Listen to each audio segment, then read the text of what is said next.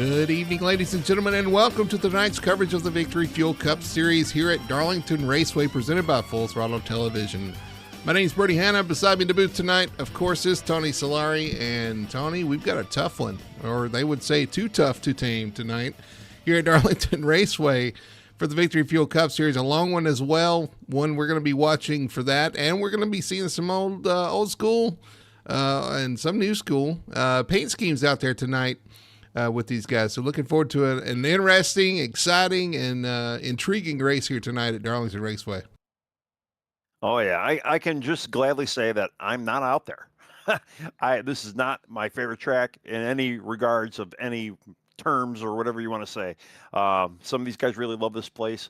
I've always struggled here. It is too tough to tame, at least for me it is. So, yeah, it's gonna be a barn burner, especially too. Yeah, they got 183 laps, so it's a long race for these guys tonight. Yeah, it's gonna be a tough one for sure. Some call it the Lady in Black, some call it the track too tough to tame. It is going to be exciting, that's for sure tonight. This egg-shaped oval. We'll go ahead and look at our track stats and race info for tonight. Even though it says Martinsville, this is clearly not Martinsville. And you see the egg-shaped track there, Tony, that always throws people for a loop, because you go through 1 and 2 and you're like, okay, and it's just a weird track because it's so narrow. You go in the corner, you have to lift, you get back on the throttle in the middle of the track, and then you let off again for the exit of the corner. And that's just 1 and 2. You get down to 3 and 4 and you got a completely different racetrack, but it's still very tight and very confined spaces down there. Well, that's probably what always screws me up in 1 and 2, what you just said, because I don't ever do that, and that's probably half of my problem here. But yeah, it is. I mean, despite it looks like it's about 10 lanes wide, it's only really this tiny little ribbon you got to run up, and very, very rarely are we going to see guys going too wide, especially in 1 and 2. But on restarts and whatnot, we're going to see that 3 and 4 you can get that too wide action going there, but it is super tight. And then we got to talk about the wall. And how everybody likes to, this place is known for people checking up into the wall. They call it the Darlington Stripe. And, I am not, what's the word I'm looking for? Not, I can't even think of the word right now, but I'll hit the wall here probably more often than I normally would in a regular race. You're a wall connoisseur? Is that what? Well, sometimes, yeah. Sometimes I'm bringing them up, putting them up or taking them down. Here I'd be taking them down constantly, but yeah. Yeah, definitely. The Darlington Stripe is something that is commonly found here. You'll see these cars all marked up on the outside, on the right side of the car, just because you're so close, you ride so close to the wall, that any little bobble will put you in the wall, and these guys kind of plan for that. Now, these cars are very, especially the next gen, is very tough. It can take quite a beating, but if you get in there and you hit the wheel and you knock that toe link a little bit off kilter, you're going to have a long night here tonight for sure. A longer night than most. Yeah, well, the cars are pretty durable, but, you get into that, you bend that toe link or whatever, or even the A-arm on the right side of the car, and you got an 8-minute repair, and that's going to end some people's nights. Unfortunately, I have to say we're probably going to see it from somebody tonight. It's just that this is a very tough track, and these guys are they got a lot of laps to get through. Yeah, we don't have many races left in the season. You look at the schedule. We've got Darlington tonight. We got Bristol next week. Looking forward to that one. And then you got Auto Club, Talladega, and then we end up with Texas and Kansas, and that's the end of a season. So we get down to it in the point standings, and we'll look at the points too as these guys are finishing up qualifying. You see Richie Coy out front with a narrow margin over Nick Alford by 1 point after that win last week at Martinsville. It moved him to the points lead. And then 2 points to our third place finisher. I mean, these guys are right there together, and we're getting close to it. Oh yeah, points battle is heating up pretty good. And I was saying a couple of weeks ago too, there was meat left on the bone. Well, they're down to about a chicken wing right now. So these guys better really buckle up and try to get for a good race, because we still got Talladega coming, we got Bristol coming. So there's going to be a lot of unknowns coming up. Yeah, for sure. I mean, we saw trucks Talladega last week in the trucks, and you're right. Anything can happen, and it certainly most of the time it will when it comes down to Talladega. Oh, yeah. Bristol, even Bristol, I mean, is kind of an unknown as well with those guys at a short track like that in confined spaces. Any small move can cost you here. But I mean, but here as well. I mean, we still got 180. What do we got? 184, 183 laps here tonight. That's a long race. Our stage break, for everybody interested, is going to be at lap 75. So be watching that as well. We will have a pit stop between now and then, at least one. If we get multiple cautions, you're going to see multiple pit stops before we even get to the stage. Yeah, it's going to kind of play up the strategy, and I really like having the stage kind of a little bit more towards that end where it does force some of these guys to pit, even though we have seen some guys, run it out in the early stage, even try to save some gas and tire. But, yeah, I don't know. We'll see what happens. Did we not run a clean green flag race last week? So, I mean, we could do it again. There is that possibility. Well, we weren't clean last week. I don't expect us to be clean this week either, but we are getting ready for the starting lineup. We haven't even mentioned the paint schemes yet, but we will be covering everybody's paint scheme tonight. We got throwback paint schemes, got a lot going on, but we'll start with our starting lineup tonight for the Darlington 250. And on the pole, in the number 98, that is going to be Nick Alford. And to his outside is going to be newcomer Cody Porter in the Cup Series in the number 4. Starting P3 is 31. That's going to be Jeff Chandler. And on his outside is the 99. That's going to be Kevin Ruff. Starting P5 is going to be the 14 of Lane Allen. To his outside, the 33, that donut machine, Ben Tracy. Starting P7 is the 34. That's Brandon Fetterplace. To his outside, it's going to be the 66 or 06. That's going to be Daniel Simmons. Starting P9, it's at 19. Richie Coy. I almost said Richard Petty, but it is a Richard Petty throwback, the 19 of Richie Coy. And starting P10, round out your top 10, that's going to be the 3. That's Bob Fitzpatrick in that multicolored machine. All right, starting 11th, we got Ray Gill in the 21. Then 12th, we got TJ Bartell in the 28. Jamie Knopp, 13th in the 48. JC Evans in the 14 car, and then number 9, 09 rather. Then we got William Lark in the 24, 15th spot. Alexander Hodge, car 53 in the 16th spot. Corey Adkins, 17th spot in the car number 1. Brian Dixon, 18th spot, 03. Cameron King, 19th spot in the 92. Zach Young in the 20 car, in the 20th spot, car number 45. Then just to kind of round it out, Chris Gore, Alan Duranko, Robert Milikian, James Torrey, Wayne Grassi, Michael Blackner, Robert Fitzpatrick Sr., and Colby Meese is our 28th car tonight.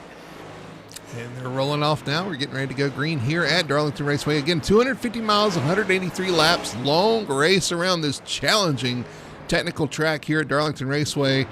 Again, racing the lap 75 for the first stage. And you see some of these paint schemes as they roll off. And man, do you get a little nostalgia when you see some of these. Yeah, we've been looking at them before the race started, or before, during practice rather, and yeah, so there's some pretty good ones out there. It's tough to pick a winner, even though I do have a couple of personal favorites so far. Yeah, and we will be picking a winner for the paint scheme contest. That winner will get a $10 prize at the end of this race, so we'll kind of keep an eye on that, see who keeps them up front, keeps them out there for us to look at. Pace car's off, though. We're getting ready to go to the green flag, with Nick Alford bringing them down. Cody Porter on the outside, coming to the restart zone. Green flag is out, and we are underway here at Darlington Raceway. Let's see, a little bit of sleeping on there from Lane Allen, starting I believe 6th or 7th, and Lane actually does pretty well at this track from what I remember in the past. So I'm expecting to kind of see him up towards the lead here. Everybody kind of tiptoeing through turns 1 and 2, trying to make sure they get through there cleanly. It is tough to go side by side, especially on cold tires. Through 3 and 4, though, we got a battle for second spot as Cody Porter is taking the lead early. Yeah, they did single file pretty good through 1 and 2, and even through 3 and 4, I think we have a parade going right now. But yeah, Cody Porter really kind of shot out of a cannon right there, and he's starting to get a little bit of lead going. You see Nick Alford starting to close that gap to Cody Porter, though, wanting that lead back. He said, I'll start on the pole. I want to lead one of these laps, and hasn't done so yet. Got Jeff Chandler in P4 in that 31 machine. New colors for him tonight as well. Yeah, he's got an old Earnhardt throwback from his number 2 days, basically, and yeah, it looks pretty good. A lot of good paints out there tonight. I'm just kind of scrolling through the field, but everybody's still kind of single file. You really got to race the track. You don't really want to race other cars here. And there is a good bit of tire wear as well. So what I always say, relax. Let the track come to you. First battle is back there for about, well, I'll say it's a battle. They singled out coming off the corner. So everybody in the line, everybody knows the name of the game here tonight is to make it to the end of the race and then race it out. And you've got to keep, take care of that car and make sure you get it to the end of the race to make sure you've got something to fight with.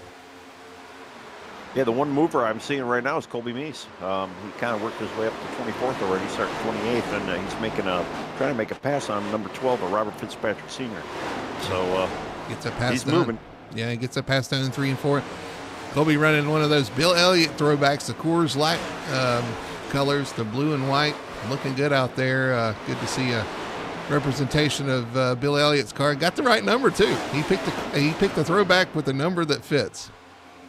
Yeah, that's always kind of good. I remember in the past I would run I had a Cal Yarborough 11 car, and I like trying to match the number because it kind of gives it that little bit more of a authenticity, Absolutely. Back up front, you got Nick Alford right on the back bumper, the 4 of Cody Porter.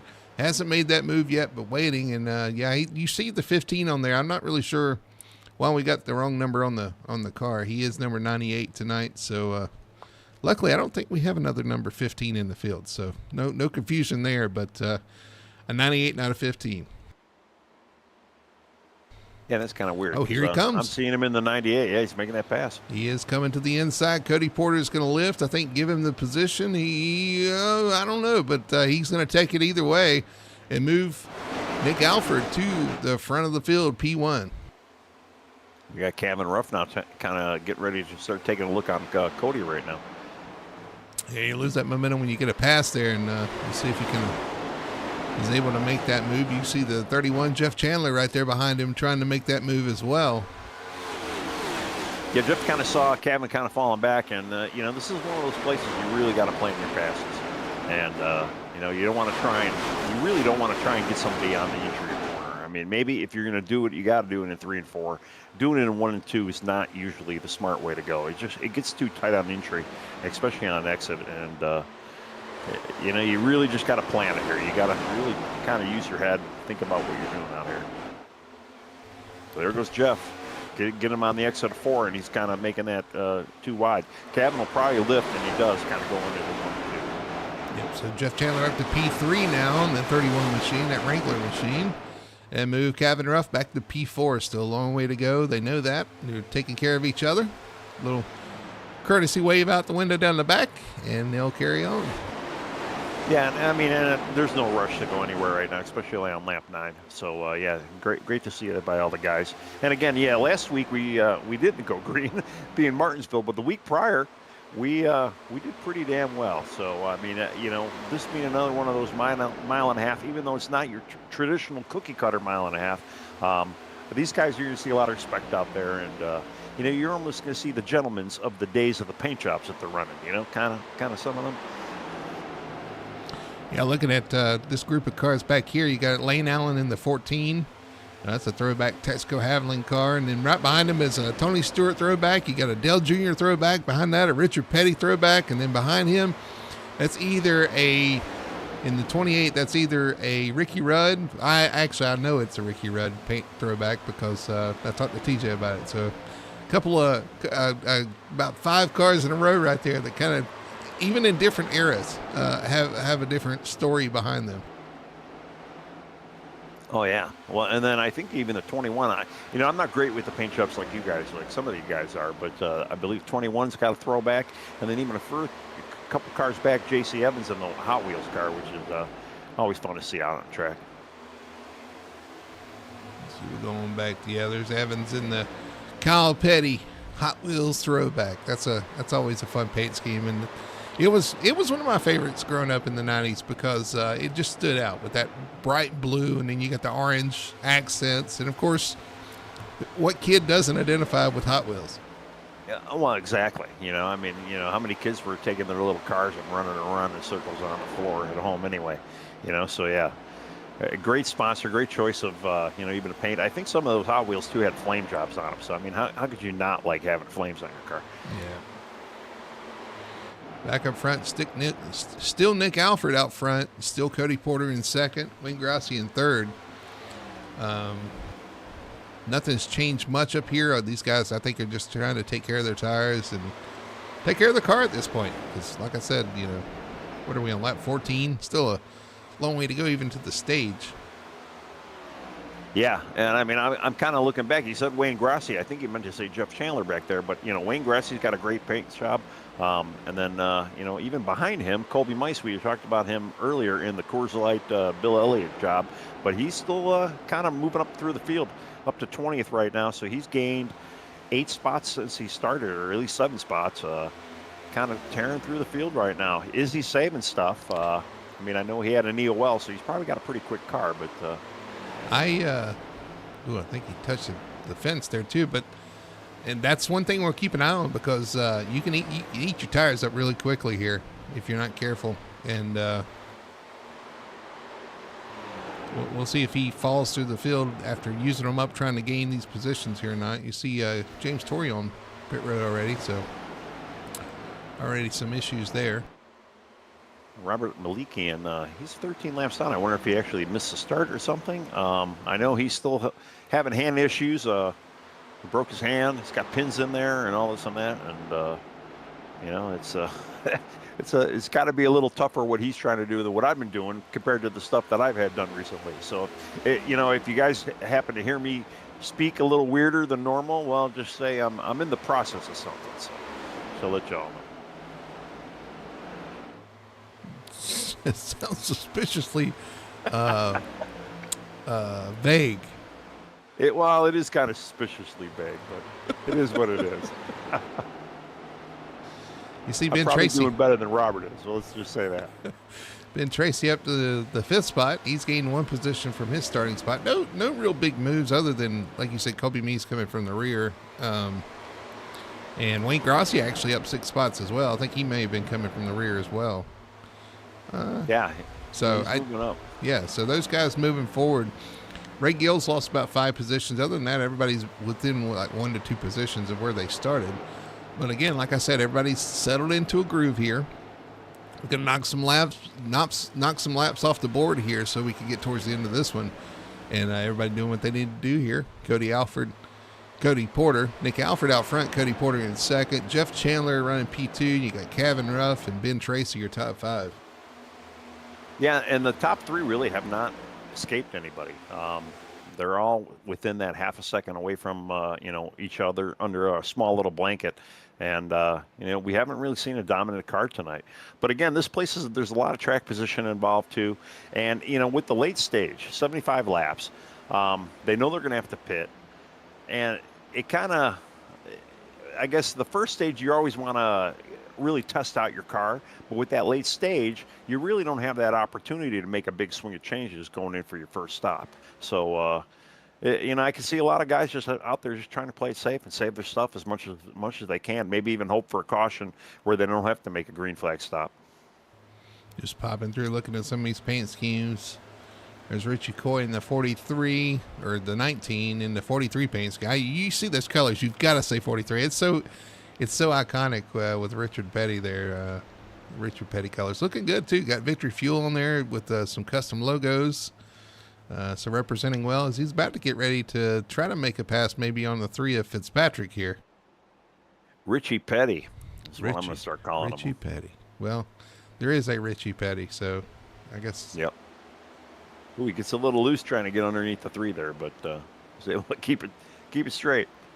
He was making a move, got a little loose, and he kind of had to back out of it. Ooh, you see the 3 touch the wall there in the middle 1 and 2. I say ooh, but you know how often that's going to happen. Yeah, I know. That's it's this place is known for that. All 3 of them right there. The Fetter place in front of them. You got Fitzpatrick and Coy all right there together. And you're going to start seeing about we're on lap 23, so about after 20 laps, you're going to start seeing some of the handling. You'll see who's got some good handling cars. Some are going to have some handling issues and fall back. So we're going to start seeing who's got, their setup dialed in here.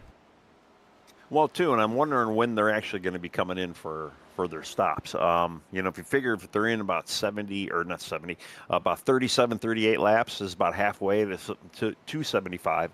So, we're looking at maybe another 15 laps. I'm assuming too. Didn't Lane say that you can get about how many laps did he say we can get? 70 to 75, about 72 laps of fuel. Oh, okay. So now, is there somebody out there that might even want to try to extend it? I don't think there's any driver out there that wants to go that long on the tires, but we will see if somebody can try to stretch that. But I don't think even with tire fall off that you might even lose the stage anyway if you try to stay out. Tires are going to be such an important factor. You might pit, come back out and unlap yourself and come back up there and challenge for the win. Yeah, that's very true. Yeah, I mean, with the amount of fall off that they are going to get. And Kevin Ruff's starting to make a move on Jeff Chandler right here. I don't know if Jeff got a little loose there, but Kevin made that look pretty easy. Kevin to the inside, slides up through 3 and 4, and is going to take P3 from Jeff Chandler. Kevin Ruff in third. Second is Cody Porter. And I tell you, there's a little bit of a gap for me between him and our leader, Nick Alford. Yeah, and I'm kind of going back just to see what happened to Jeff, because he tapped the wall very slightly and coming out of 2, and Kevin was able to get a good run on him. Got some other paint schemes we're looking at. The 45, Zach Young in the Alltel Ryan Newman throwback. That's a throwback to the 02 days when he first got into Cup. So that's cool to see the 45 Alltel. Well, and he's in the wall. He's in the wall pretty hard there off turn 2. We got a little battle.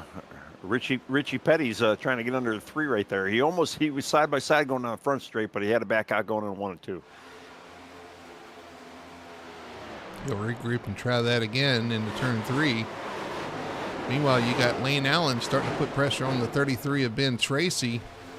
And all that happening behind Daniel Simmons, who's trying to get by the 31 of Chandler now.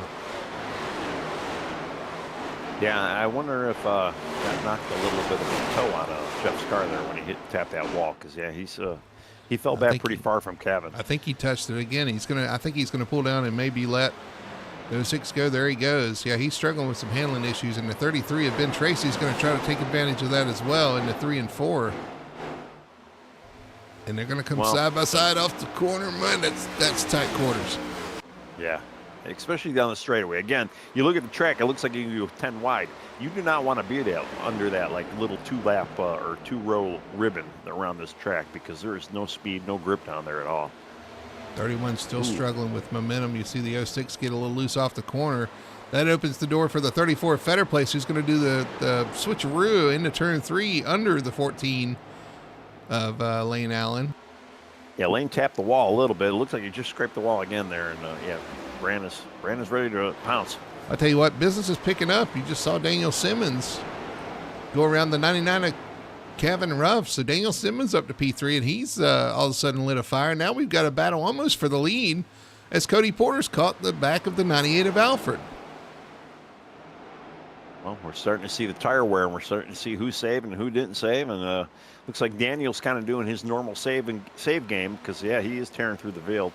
And Cody is, he's right there. We'll see where he goes. I think we're going to have a lead change here before too much longer, as the 4 of Porter is going to look to the inside of Alfred. Nothing there. Alfred's going to carry that momentum off the corner and maintain the position. All this is happening with about maybe 5 to 6 laps more to go before we might start seeing some green flag stops here. Yeah, so you kind of cutting it in half. If you're going to do half and half, you're right. We're kind of approaching that, getting down to it. Cody Porter still putting pressure on that Alfred machine. Now Porter in the wall a little bit. They're going to keep it going straight here coming off the corner. Man, Nick is just kind of hanging on up there, holding that line. It definitely looks like Cody definitely has a little bit more speed, especially in the middle of the corner.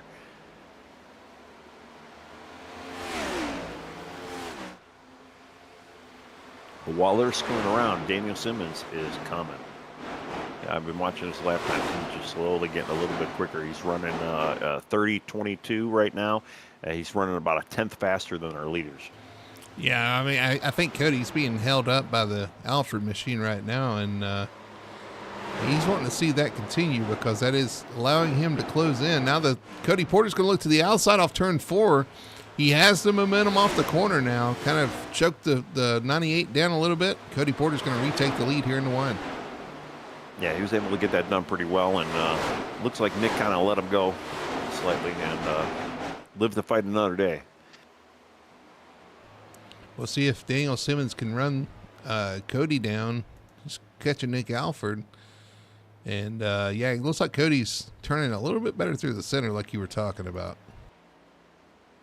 Yeah, he was able to kind of just get that thing around that center really good. His exit was kind of struggling, but I think that center speed is really paying off.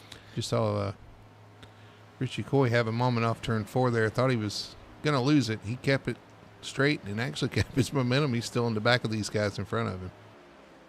And Brandon Fetterplace looking to the inside of the 14 of Lane Allen here into turn 3. Boy, that's tight. Well, our leaders 1 and 2 right now, they're going to have a big Daniel Simmons in their mirror. If they're not already seeing him, they're going to be seeing him knocking on their door real soon. He's running easily a 10th quicker than both of them right now. Just watching us battle good, the 14. Healthy 10th. The 14 and 34. J.C. Evans on pit road. I don't know if that's a scheduled pit stop or not, but we are getting close to it, so it may be. And you're right, Daniel Simmons is... Number 3 is going to the pit as well. So yeah. Robert Fitzpatrick Jr. going There you go. So they're going to go ahead and split this one in half. Yeah, right on the money, 37. So William Larkin pit road. A couple of the others are starting to trickle down. So Carolina boys got their plan set. It looks like we got a couple Carolina boys right in there.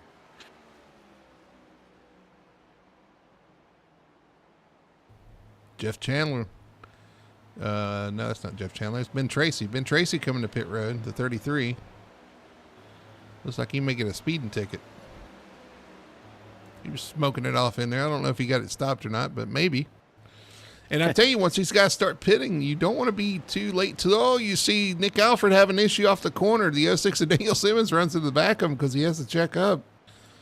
And what I was going to say is you don't want to wait too long when these guys pit because you're going to make up a lot of time with those newer tires. Oh, yeah, for sure. And I'm kind of looking at the leaders, too. I mean, here's a lot of them. Fitzpatrick Sr., he's almost on the verge of going a lap down as it is. So I'm waiting to see him kind of come in for pit stops. But he's probably trying to hold out long enough to see if we can get the leaders to get in there for a pit. Here comes Daniel Simmons for second right now. So he makes that pass for second. Kevin Ruff in the pits, Lane Allen, Richie Coy, Corey Atkins, Cody Meese, Colby Meese, all in the pits right now, making their pit stop. Fetterplace peels off. He's going to come to pit road. Oh, you see the 12 and the 4 are really close there. Cody Porter going to go by the 12. Ooh, having issues. The 12 bounces off the wall on exit. But he's going to go a lap down there. He's probably just waiting for a caution. He's first guy lap down now, so if something happens, some of these guys, there's a possibility, you spin going into the pits or spin coming out of the pits, although really most of the field has gone in with the exception of, I believe, our top 4, maybe top, let's see, I'm looking all the way back to maybe Cameron King right now, 8th, they haven't gone in, or maybe a little further back. Nick Alford, Jeff Chandler, TJ Bartell, Alan Duranco, Cameron King, all in the pits right now, and your leader's still out there, Cody Porter. You got Daniel Simmons in second, working through some lap traffic, and here comes, you see those newer tires, the 40, I almost said the 44, that's the 09 of J.C. Evans. You see how fast he is going around these guys with those newer tires, and I mean, it makes a huge difference. Yeah, he blasted through them, and even Colby Meese is kind of catching up on our leaders right now, and he's kind of blasted through the field. All right, we got 11 guys on the lead lap, so 11 guys have not yet taken tires. Chris Gore moves up into P3. He's one of the guys that hadn't pitted. Michael Blackner right there behind him in that baseball-inspired paint scheme. That's a good-looking scheme, too. It's a Bobby Labonte throwback. Yeah, I'm still trying to go through the field. Can't figure out who's pitted, who hasn't pitted yet, and we got only 7 guys. It looks like on the lead lap right now. Now I'm wondering if any of these 7 guys might try to extend this. Maybe they got enough fuel. But like I say, or like you were saying earlier, though, with the new tires, I don't, they might. That might not be that beneficial for them. See Colby trying to get by the second place driver, Daniel Simmons. Did not get that pass made through the front stretch. Looks like Daniel's going to pull over now. And he's going to be coming to pit road. So the 06 of Simmons to pit road. He's deciding to come in at this point.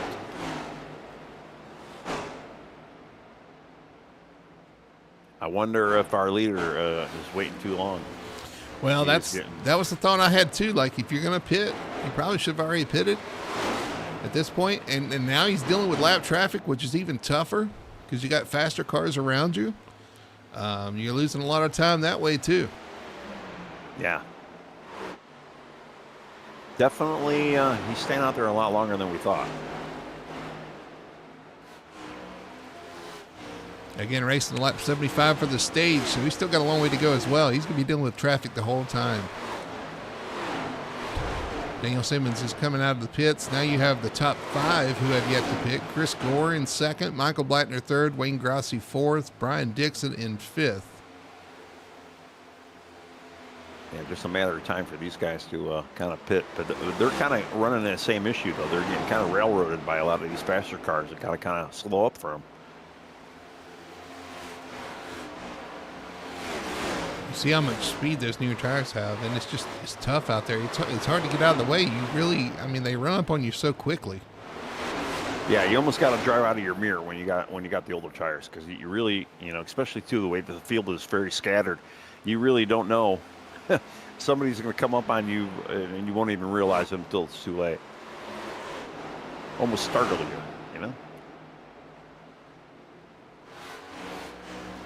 Brian Dixon hits pit road, so now 4 drivers left to pit.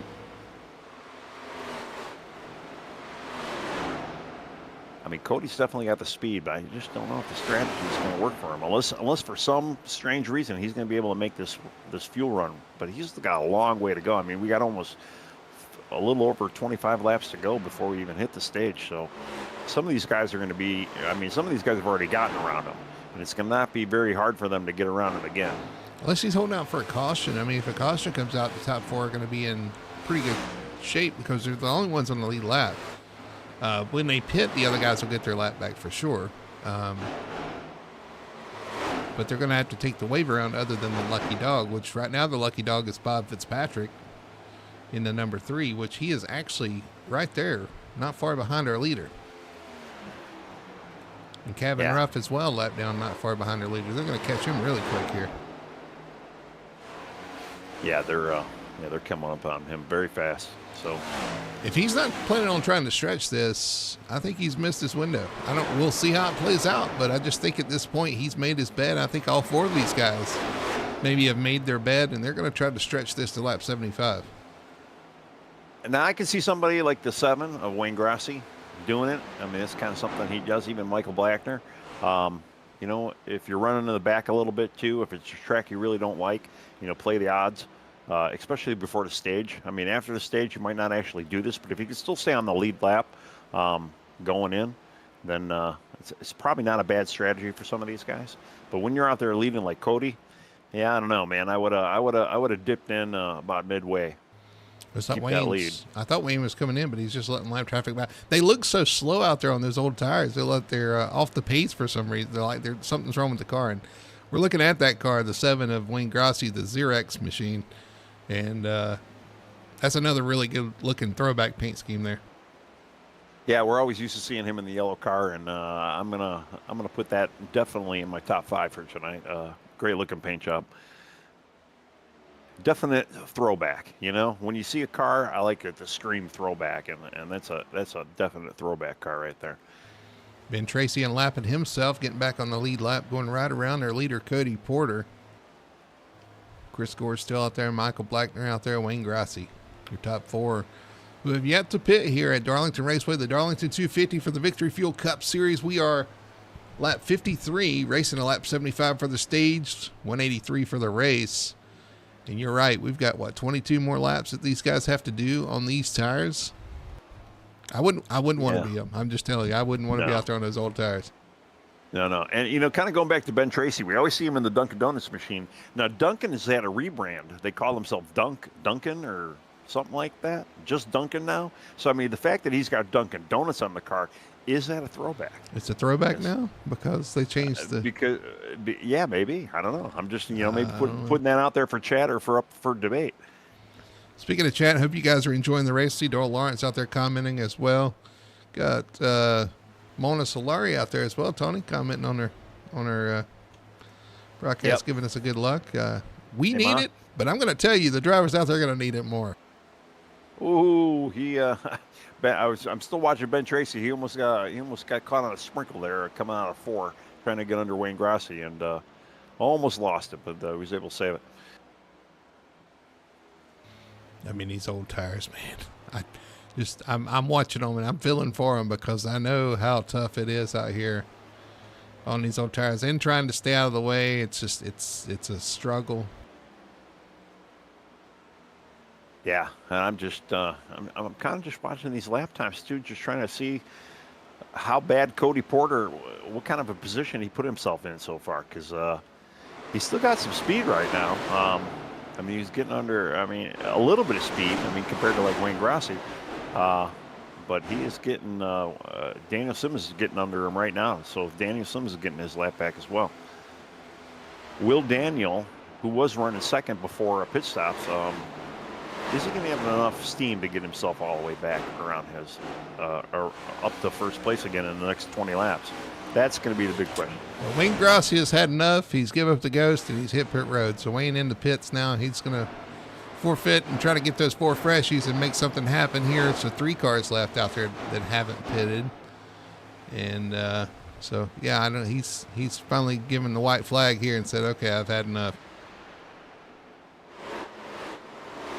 All right, so I'm looking at it. Daniel Simmons right now, he's running actually 1.3 seconds quicker than Cody Porter per lap. So do Bob Fitzpatrick. Look at Bob, because Bob is the first car on fresh tires on track. Yeah, let me see where he's at too. But I was going off of Daniel because he was second coming in.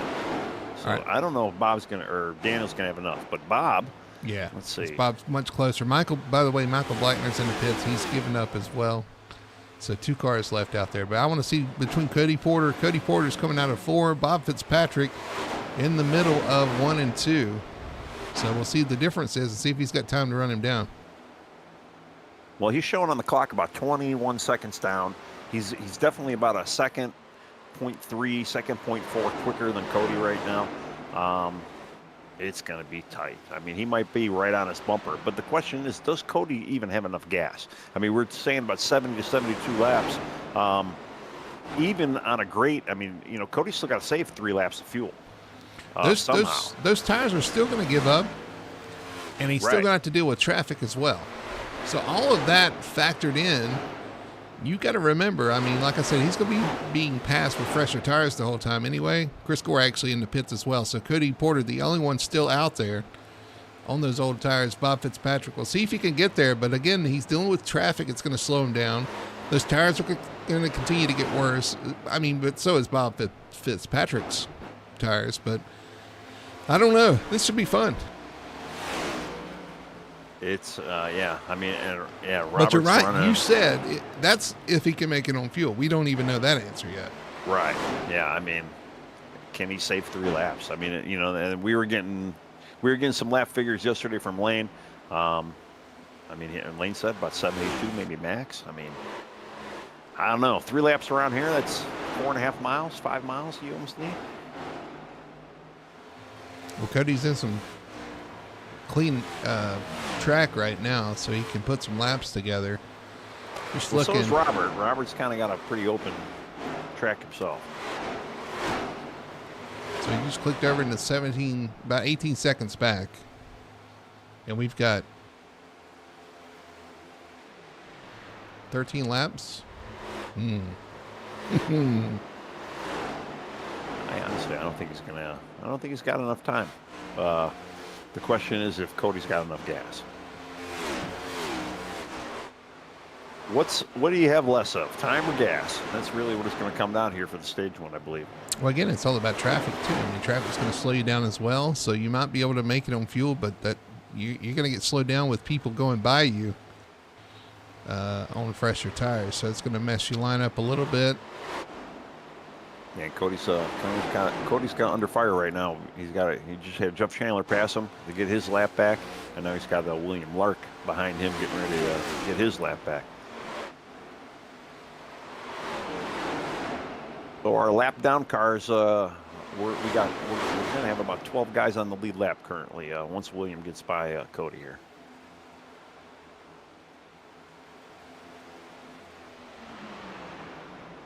Cody's signaling, yeah, just to let him go under, right? So Cody's still staying out. Check on Bob. Yeah, Bob's in clean air. He's got Kevin Ruff behind him, Ben Tracy behind him. That's second, third, and fourth all on the line there, and those guys just trying to make lap time to get back to the fourth in case he does make it. Yeah, going back just looking at lap times between Cody and Robert Fitzpatrick Jr. Robert he's still a second quicker a lap, but he's only got 10 more laps to get there, and he's 15 seconds back. So. Yeah, I don't think he's got enough time to get there for sure. You said the math's not mathing at this point? The math is definitely not mathing. Is there going to be enough fuel? Yeah. That's really what it comes down to. And if he does have enough fuel, I mean, wow. Hats off to the guy. I mean, that's pretty good if you're able to save. Well, but there again, I mean, if he's doing the math himself, maybe he can kind of calculate that. Maybe he might be able to save some now even. And the thing is, too, I mean, if he does make it to the end of the stage, he's got one extra set of tires to use for the rest of the race, too. That's a big advantage here. Oh, yeah. Yeah, very true. And actually, I'm looking at Cody now, too, and he's picking up the pace. He was in the 31.1, 31.2 range, and now he's down to 30.8. So he's kicked it up about 0.3 to almost 0.4 a lap right now. So I don't know what kind of voodoo witchcraft he's got going on in that car, but he's definitely got something moving here. Yeah, another 30.8 compared to Robert Fitzpatrick ran a 30.2. So I mean, Robert is, even with fresher tires, does not have the pace he probably should have compared to what Cody's got. That's pretty wild. Is our ticker messed up? It says, does that say 49? Or is that a 6?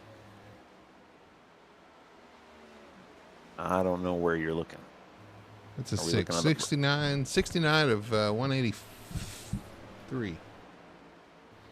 I'm looking at our lap ticker up here. So 69 of 183. No. About 6 laps to go here. And you're right, Bob Fitzpatrick, the progress is kind of slowed down here.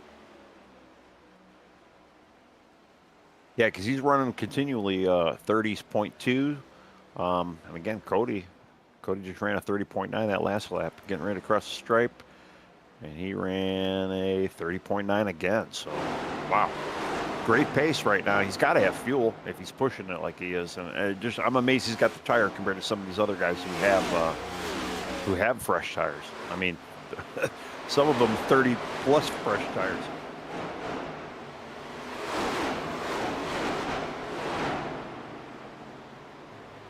Cody, way off the pace through 3 and 4. Did he get the wall? Or is he just that slow on tires? I think he's just that slow on tires, just letting a couple guys go by. So, yeah, that lap definitely was a lot slower. He was almost a second slower that lap.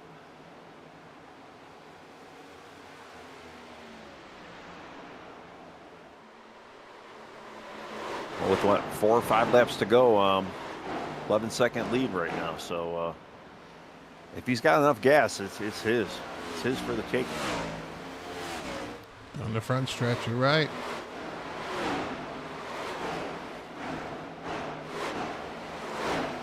otherwise, looking through the field, there's really not too much else going on. Just, some of these cars trying to get their laps back. Yep, there's the 3 of Fitzpatrick going around the 09. J.C. Evans, that's kind of a checkup for everybody else there.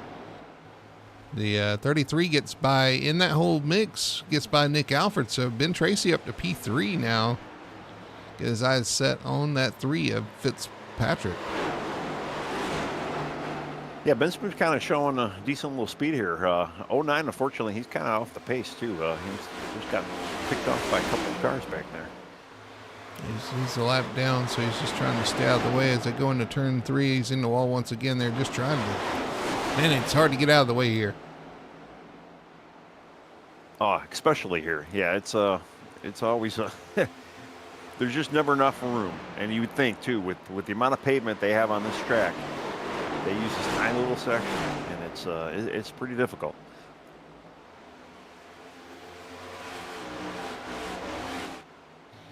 All right, so back to Cody Porter. 3. Coming around to 1 to go on the stage. Looks like he is going to make this work if he can make it around one more time. I'm just impressed. Like I say, I don't know what kind of voodoo magic he's got going on there. The only guy in the field to really even chance it, let alone looks like he's going to make it work. See where the car's trying to get around, get it a lap back. He's going to do so, Cody, down the backstretch. Even still running low 31s on top of it. High 30s to low 31s. That's a pretty hooked up car.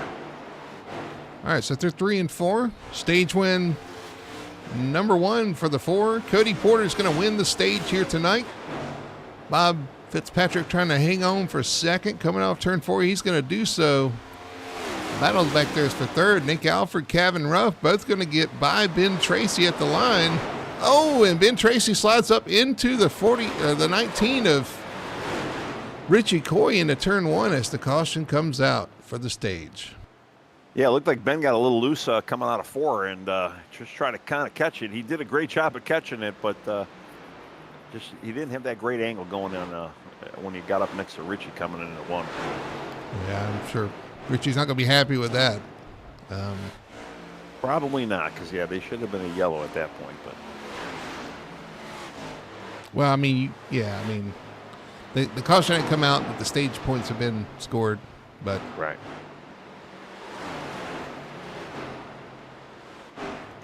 Let's go back and look at that, what happened to the 33 here.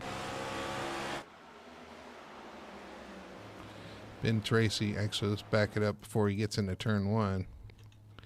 He gets loose off the corner. He's just struggling for grip and concedes that spot to the Kevin Ruff machine. Goes into turn 1, Richie Coy on the outside, and just goes in the corner. They're side by side and just ran out of room. Didn't slow down. Had a bad angle into the corner. Just could not get the car slowed down. Yeah, well, it looks like he was kind of hitting that can't even speak. There's a reason for that. But hit that little transition strip and kind of knocked up into Richie a little bit. And, yeah, I'm sure Richie probably wasn't too happy with that. But everybody's going in. Cody overshot a stop getting in there, but I'm sure he's dying for some new tires here. Everybody in the pit road, getting those tires and fuel. Like I said, Cody Porter's got one extra set, so that's going to be beneficial for him as the race off pit road happens. Well, I think we got a lot of calm, cool, collected heads out there tonight, too. So, if there's anything we have already seen so far, we might stay green for the rest of this. So, you're going to need a long run. You're going to need to be able to maybe even save some fuel. I'm trying to do the math again. What do we got? When we go green, we're going to have probably 110 laps to 115 laps, somewhere around there. So there's definitely going to be a pit stop. There's not going to be – nobody's saving 40 laps of fuel. So we're definitely going to see a pit stop somewhere along this run. And I don't know. I have a feeling we're going to be green. Well, we've been green so far other than the stage here at Darlington Raceway. Impressive by these guys out here, taking care of the cars, taking care of each other. and making that work out. We are working the stage caution. The only caution so far, no caution for incident here at Darlington Raceway so far, so you haven't missed anything. If you're watching, welcome. Hope you're enjoying the race so far. Hope your guys doing well.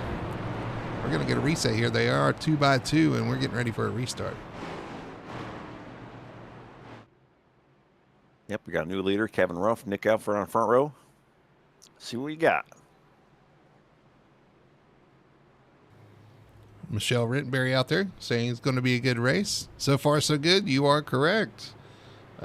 Pulling for Kevin out there, Kevin Ruff. Kevin actually come out of pits with the lead there in the 99, so he's going to lead them off into turn one here on this green flag. And, of course, Doyle out there talking about the 31 paint scheme, the Wrangler paint scheme, and Earnhardt paint. I knew he would know all about it because he's the one that painted it. Looking good out there as well. We're getting ready for a restart. Pace car is off. Field through 3 and 4. Waiting for the green flag. And we have it, and we are back underway here at Darlington. It came away to about midway in that Geico restart zone to get going, and he's gone. All single filing out, kind of, at least the first top 5 are. Cody was able to kind of work his way into second on that transition. Jeff Chandler clears back there. The first battle's for the 7th spot, or 8th spot. Lane Allen has it. Jamie Knopf wants it. They're going to sort it out, though, and they're going to get single files. We come around to complete the first lap after the stage. Everybody, for the most part, in line, although Cameron King looking for a position there. Yeah, they were all kind of trying to single file out because they know that's kind of where you need to be around here. Kind of single file, spread out a little bit, and then start your saving and try to get a good, if you get that opportunity to get a pass on somebody, that's when you take it. But otherwise, save. I have a feeling, too, some of these guys, they're going to have to save if they're going to want to try and keep up with Corey towards the end of this run. Again, he was running really decent competitive lap times, especially on the tires he had back there. And I know most of the field out there probably are not listening. They didn't hear us talk about it, but they're going to have to maybe pay attention to that and save what they can save. Just watching some of these guys back here coming from the back. Had to get damage repaired to 33. Ben Tracy, the 19 of Richie Coy. All trying to work through some lap traffic and work their way back up there and try to regain some of that track position they lost. I see Richie Coy having some connection issues out there flashing. Uh-oh. Any storms in New Jersey that we don't know about? I don't know. We had storms here today, so you see the 19 pull off there. He's letting people go. Let's see what he chooses I wonder to if do he's here. Yeah, I wonder if he's having major issues on track, but I think he recognizes he has an issue and is trying to let these guys go here. Well, it might be a good way to save, too, so it's probably not bad. That is the name of the game. We saw 75 laps from these guys early on, or at least one of the guys run 75 laps, so the restart on lap, what lap did we restart on? I believe we went on lap 80. Yeah, so 80. About 80, almost about 103 laps. 150. So you wouldn't even go that far. So it's not even a stretch. It's a one stopper from here if we stay green, right? Yeah, for sure. I'm just looking at a 5-car breakaway, man. Our top 5 right now, they got a nice little blanket there under all 5 of them. Kind of broke away from 6th place, although we've seen Daniel Simmons in 6th place. After he's done saving, he kind of tears up through the field. So I'm looking to see him a little bit later on. Dixon right having now, he's an saving, issue you can see. Back there in the back. He's been in the wall. He's off the pace, so got a little damage he's having to nurse there. Yeah, back up front, you still Kevin Ruff, Cody Porter, Nick Alford, 1, 2, 3. And now it's a matter of time, before Cody starts making that move. Yeah, and the thing is, it's all about, it's going to be all about when you pit, who has fresher tires. You never want to be the first guy to pit in iRacing. Just the way the tires work out, there's really a plateau in the tires, so you never want to be the first one because you'll carry that advantage all the way through the tire life. So, unfortunately, that's Well, yeah, no, you're right. But usually you don't want to be the last one either. But it worked out good for Corey or Cody. Well, if you don't have to pit, you know. Yeah, I guess it's true, right?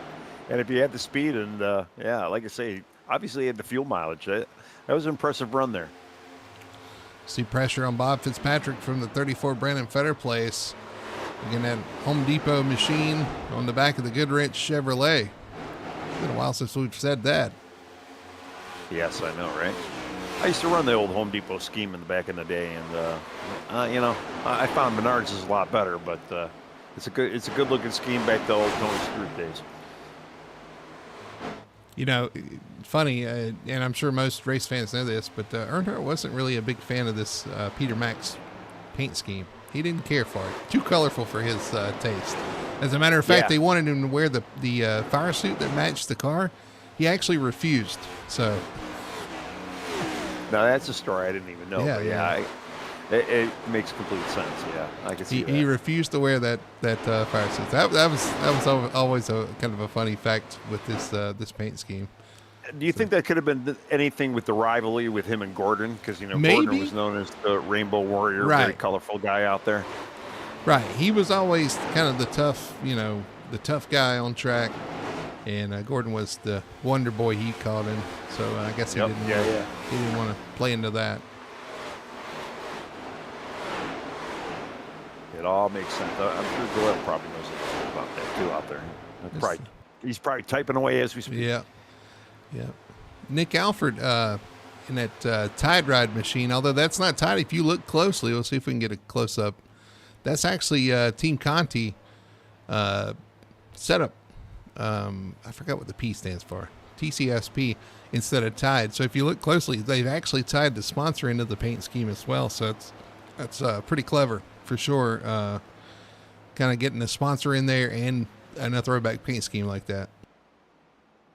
Yeah, the Tide colors are always very iconic, and yeah, how he worked it in, and you know, it works out too. Tide with TC, you know, with the T, it's very very good car, very good car out there. That was clever. Yep. So let's get a good look here at the 31, that Wrangler machine, Jeff Chandler, holding on to P6 right now, holding off Lane Allen.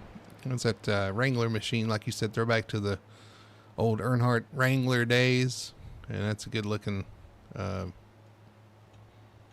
throwback as well. Yeah, it's very clean, very iconic. I mean, I'm used to seeing it on a Monte Carlo, but I mean, I guess we'll take that. He's in a Toyota, right? He is in a Toyota. Yeah, blasphemy, right? Some would say, maybe.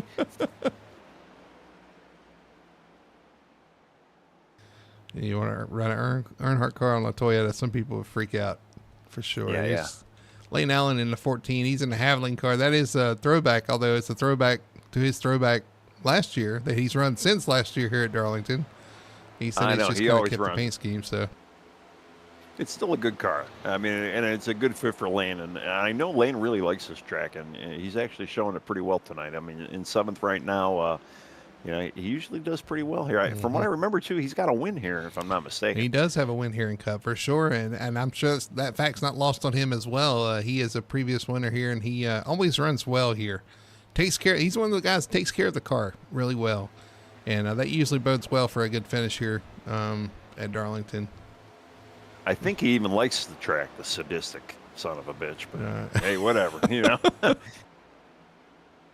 Dare I say he even likes it. There's speaking of Gordon, there's a 24 DuPont throwback. What was it, $1 million? I'm trying to remember back because I remember him running that gray and blue paint scheme. Something about $1 million, something or another. Yeah, your memory on that stuff is probably way better than mine is, but it's definitely a throwback color. Good looking. Little contact with Cameron King back there. Cameron, I think it's a throwback as well. A Dale Jarrett throwback, if I remember right. It's the Quality Stars Care. And Bars. Yeah. Quality Care, I believe. Yeah, but I mean, it's a good looking car regardless.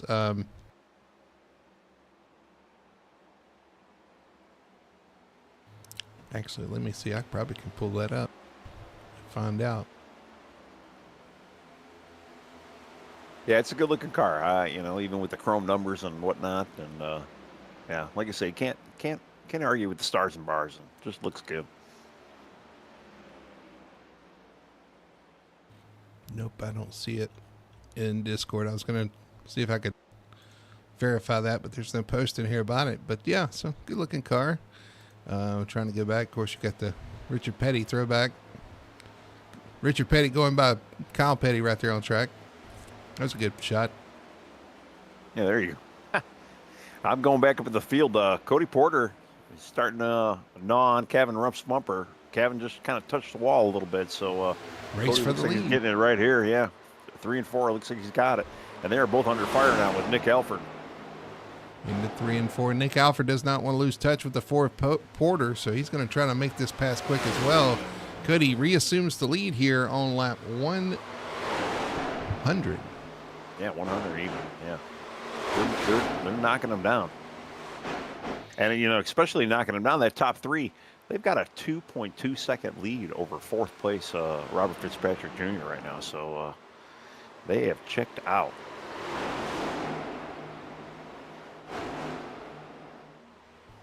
So Cody Porter in first. You got Kevin Ruff in second. Nick Alford in third. Fitzpatrick in fourth. And Fetter Place holding down the top 5 places right now. Here at Darlington, 100 laps in. Racing to 183. And I'm expecting to see pit stops about 130, maybe 135 for some of these guys. Again, I can't see anybody going too long, like we saw Cody in the first round. This would definitely be advantageous to kind of split, or maybe even go about 5 to 10 laps after that split. So like I said, I'm calling about 130, 135. We're going to start seeing some of these guys. Maybe by the entire field, 140, everybody should be in. Yeah, those guys that went long and then pitted, it didn't work out for them. You got Wayne Grassi a lap down. Michael Blackner's a lap down. Brian Dixon, who stayed out, he's a lap down. Who else was out there? Long. Well, I'm looking too. I mean, Michael Blackner's 2 laps down. We got TJ Bartel 3 laps down. I think TJ had a pit road penalty, unfortunately. I'm not sure if Michael did or not, but for him to be that far back, that's interesting too. Yeah. J.C. Evans right now is our lucky dog recipient if we do get it, but he's kind of under fire by Colby Meese. So the 2 of them are lapped down, but they are racing for a lucky dog if there shall be one that presented. Not that I think we're going to actually get one, but you know, the lady in black might strike, and somebody might get a little loose, and we might have something. This is the lucky dog position you're looking at. Kyle Petty trying to hold off Bill Elliott here for the lucky dog. Yeah, and Colby's looking pretty sporty right now. So I think Colby might be the victor of this, but he's still got a little work to get by him. He's got to just methodically calculate when's the best place to pass and when to get him. Yeah, because if you are the caution, you don't get the lucky dog. So you don't want to. That's right. You don't want to race too hard here and cause the caution and then miss out on the lucky dog too. I mean, it's kind of like a double whammy here. Yes, for sure. So, but I'm sure they both know smooth. what's at stake here too. That's why they're racing each other so hard, because they know this is the only battle that matters if a caution comes out. Right. Yeah, and I mean, it's unfortunately, I really don't think we're going to have one, but they're still going to go after it, and they might as well. But it's a 9 against an 09. I mean, it's there's so many cosmic wonders going on right now with the 2 cars. You know, like you say, Bill Elliott, Kyle Petty cars going after each other.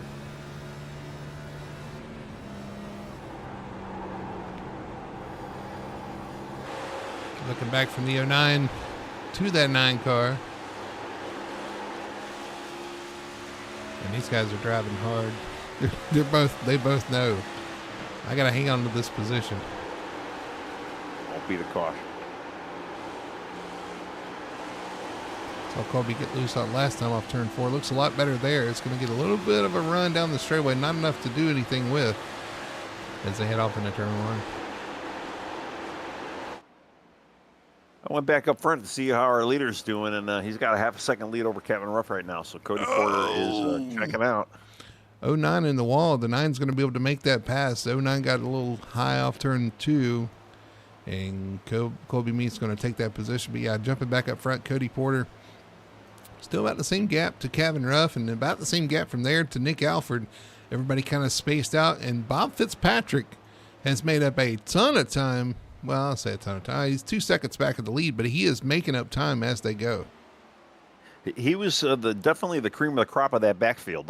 So yeah, he's definitely started to make some headway and starting to catch these leaders. The one guy that's kind of sleeping right now that I'm kind of surprised isn't up there is Daniel Simmons. I was really looking for him to maybe put down that go pedal and start getting up there, but I don't know. We'll see. I'm sure there's going to be a light switch turned on somewhere, and you're just going to start seeing him fly through the field here. Yeah, he gets a good run off turn 2, trying to make that pass on Lane Allen into 14. Daniel, I think, had a little bit of a slow pit stop on the green flag stop. Lost a few positions when he came to pit road, so he's trying to recover from that as well. Lost that track position, and we know track position is really important, especially here at Darlington Raceway, but also in this next-gen car, you really want to be in touch with the leaders.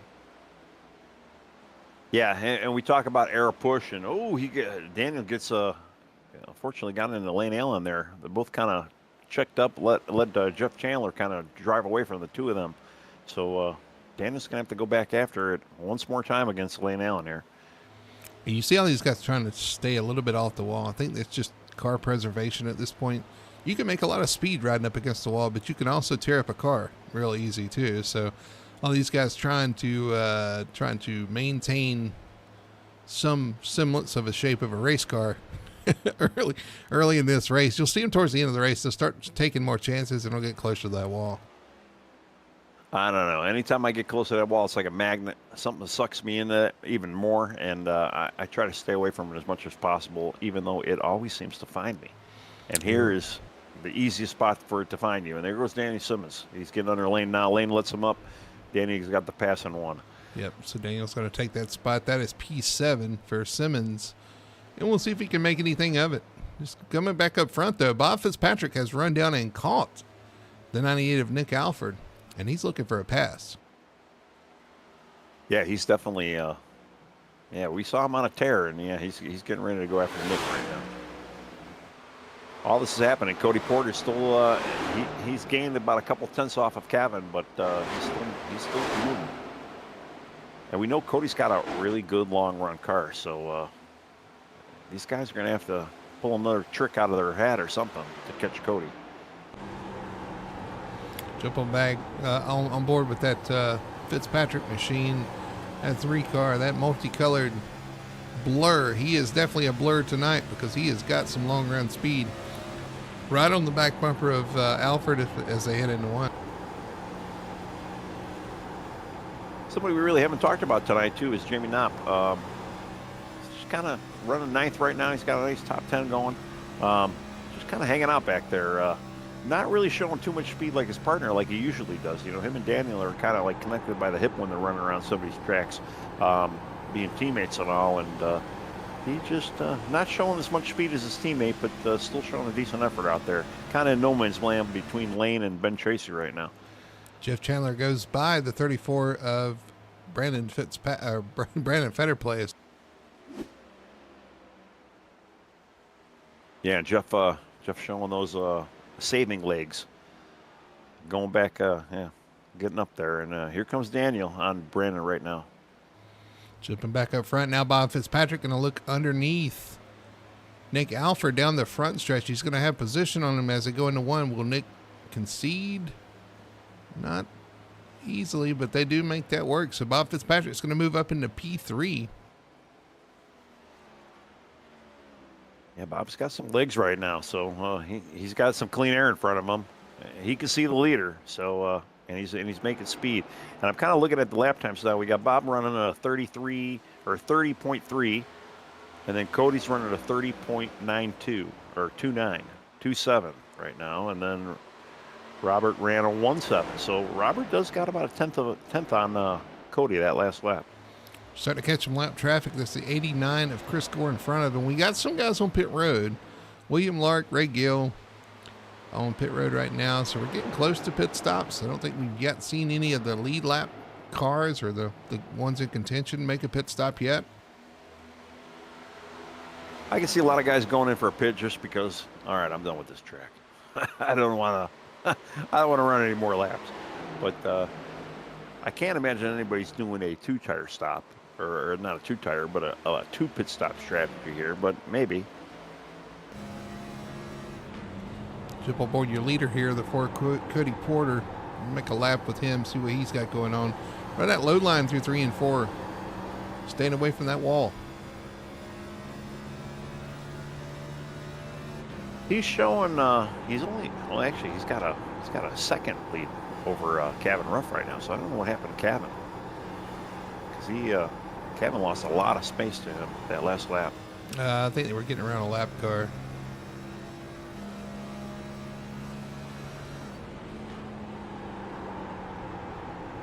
Yeah, he was passing the 89 of Chris Gore, so that might have cost him a little time. And now the 3 of Bob Fitzpatrick trying to make inroads on second place and your leader. 1.3 seconds back of the lead. Oh, you saw the wall hit right by the 3. You don't want to do that too many times.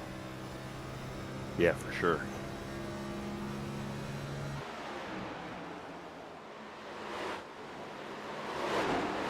Burning through the field here too, seeing if there's any other storylines or anything fun or exciting happening. Richie Coy, really the last guy on the lead lap right now, running 13th. Definitely not having the night we were expecting, or maybe even he was expecting to have tonight. But he's out there. He got some stage points early, but remember he had that contact with the 33 at the end of the stage. You got to wonder if maybe that's hindering his cars. We see the 3 smack the wall off turn 2 a little bit. Yeah, I don't know how much damage he got out of it, but it didn't look too bad. But he did get hit from the inside and tapped the outside, so he was kind of a sandwich there for a minute. Got a battle back here. Jeff Chandler, Nick Alford, Daniel Simmons. Got a little spicy going into turn 3, as you would say.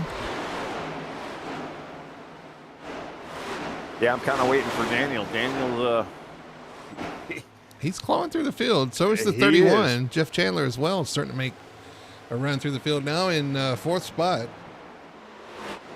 He's a little late getting through the field, but he is definitely crawling his way up there.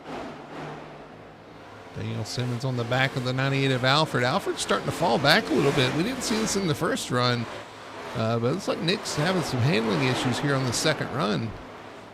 Starting to be under fire by some of these guys that are marching through the field.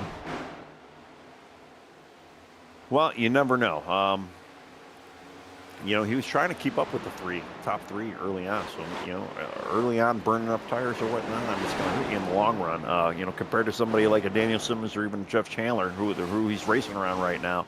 And you can see he just gets a little wiggle. Daniel gets under him, and Daniel's going to make that pass. Looks like going to turn 1. That was all about where you caught that lap traffic. It really hindered Nick Alford and helped the 06 to get that run off the corner. And Daniel was able to capitalize and make that pass. So Daniel up to 5th spot, Nick Alford back to 6th. And now right there in the background, you see the 34 of Brandon Fetterplace starting to close in. Yeah, Brandon's got a decent car tonight too. I mean, he was up in front for the first part a little bit, and we got the leader in the wall. Leader in the wall in turn 1 and 2. Pretty hard there. We'll have to go back and look at that one.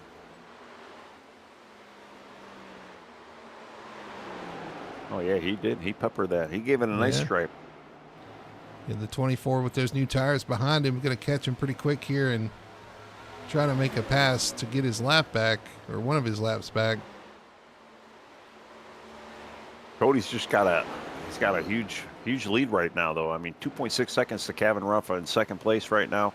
Robert Fitzpatrick, 3.5 seconds. So Robert really hasn't gained anything on Cody as well.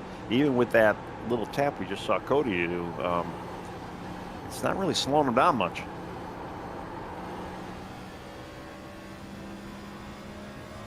Right on board with your leader, the 4 Cody Porter, as we get through 1 and 2 here again. Ooh, catches that lap car in the right spot where he's got to slow down, wait on the 09.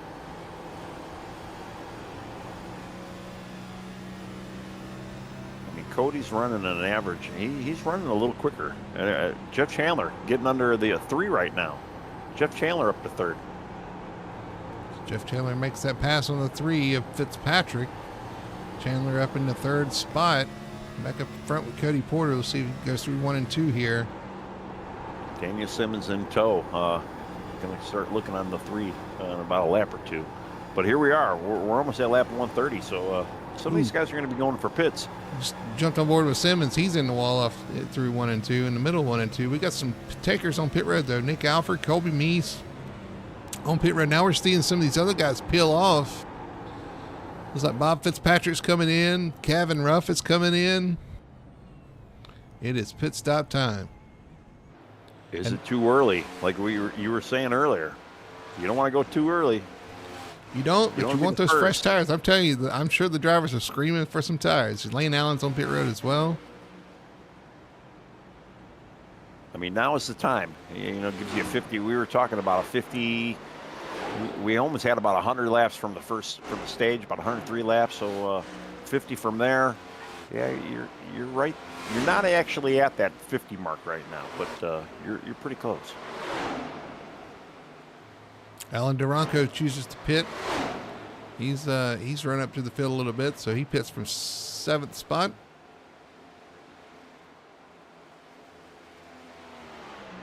I'm sure there's somebody out there too hoping. It looks like Jeff Chandler's getting ready to go in. Jeff Chandler coming to pit road. So tricky, this pit road entrance. One thing we haven't really talked about, but how tricky it is to get this car slowed down, get the car turned. Ooh, he was close to those barrels. It's hard to do, man, and it's dirty down there. Well, usually you're used to turning in off the center between 3 and 4, but a lot of these guys they're getting down to 3. Cutting across that huge apron and, making that pit entry. And I don't know if that's really the preferred line or not, but, that's what everybody's doing. And some of them are getting a little close to that wall, though, to those barrels. Yeah, it's close. You don't want to Kyle Larson for sure.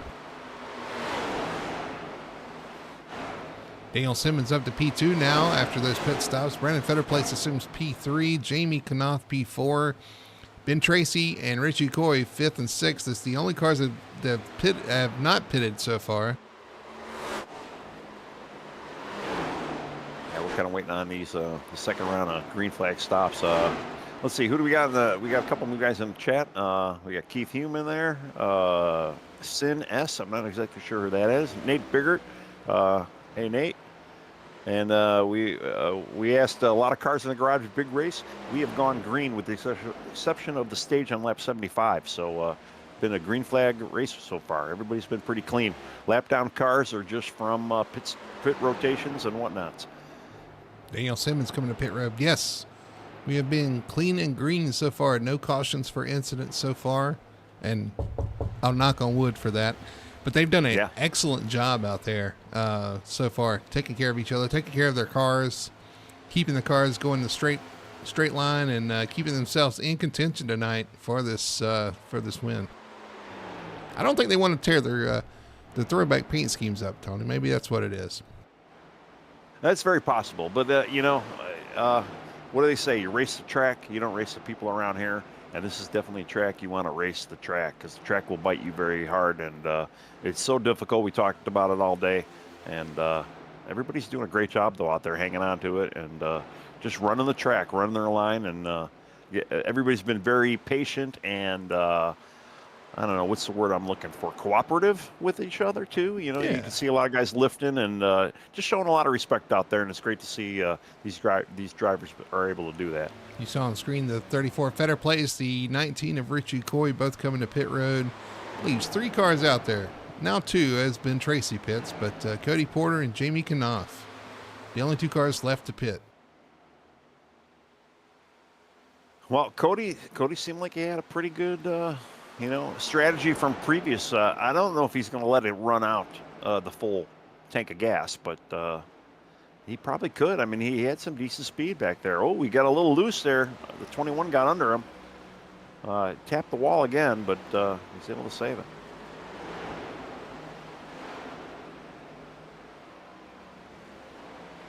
Just waiting to see these guys come in for their pit stops. Richie Coy out.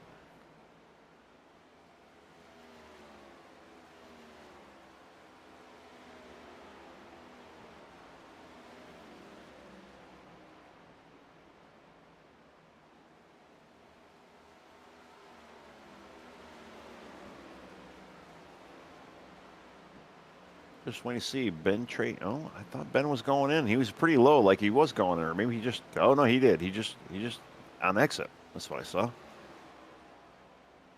right, so we got 2 guys: Cody Porter, Jamie Knopp. Have yet to pit. Yep, just checking in on chat there, just kind of reading some of the comments. Hope you guys are enjoying the race. We are up here, and I'm sure the guys on the track are as well.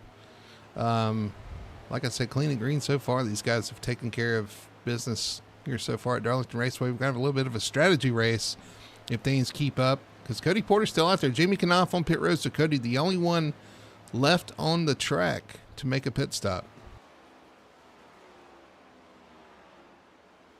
Yeah, crazy. And crazy. here he comes. He's going to come to pit road now. Let's see if he's getting in. That's always the hardest thing. Don't speed. Look pretty good. Find your box. Get in and out. And we'll see where he comes out relative to where these other guys when they pitted, and see if in. Jamie or Kevin Ruff just passed him. He's on the back straight right now. Cody Porter is still has not yet hit his stall. So 43 laps here to the finish he'll have on these tires. We'll have 43 laps to make up the time he's going to lose here by pitting late in this run.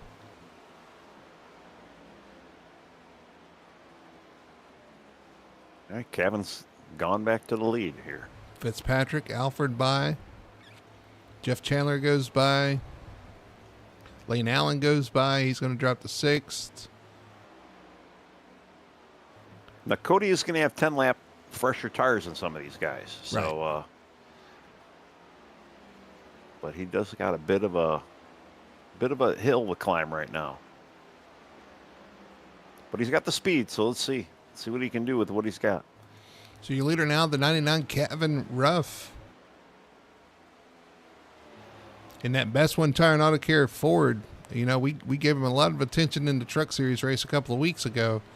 We haven't had much going as far as cautions or incidents or stuff like that tonight. So shout out to Best One Tire and Auto Care for coming on board for the instant replays. We hadn't had to use them so far, and that is a good thing for us, and hopefully a good thing for them as well. Well, after last week, they're probably still backed up with cars to repair. So yeah, they're probably wiping their brow. It's okay. We got Bristol next week, so I'm sure we'll see how these guys do at Bristol. Although Bristol's not usually as carnage as Martinsville is.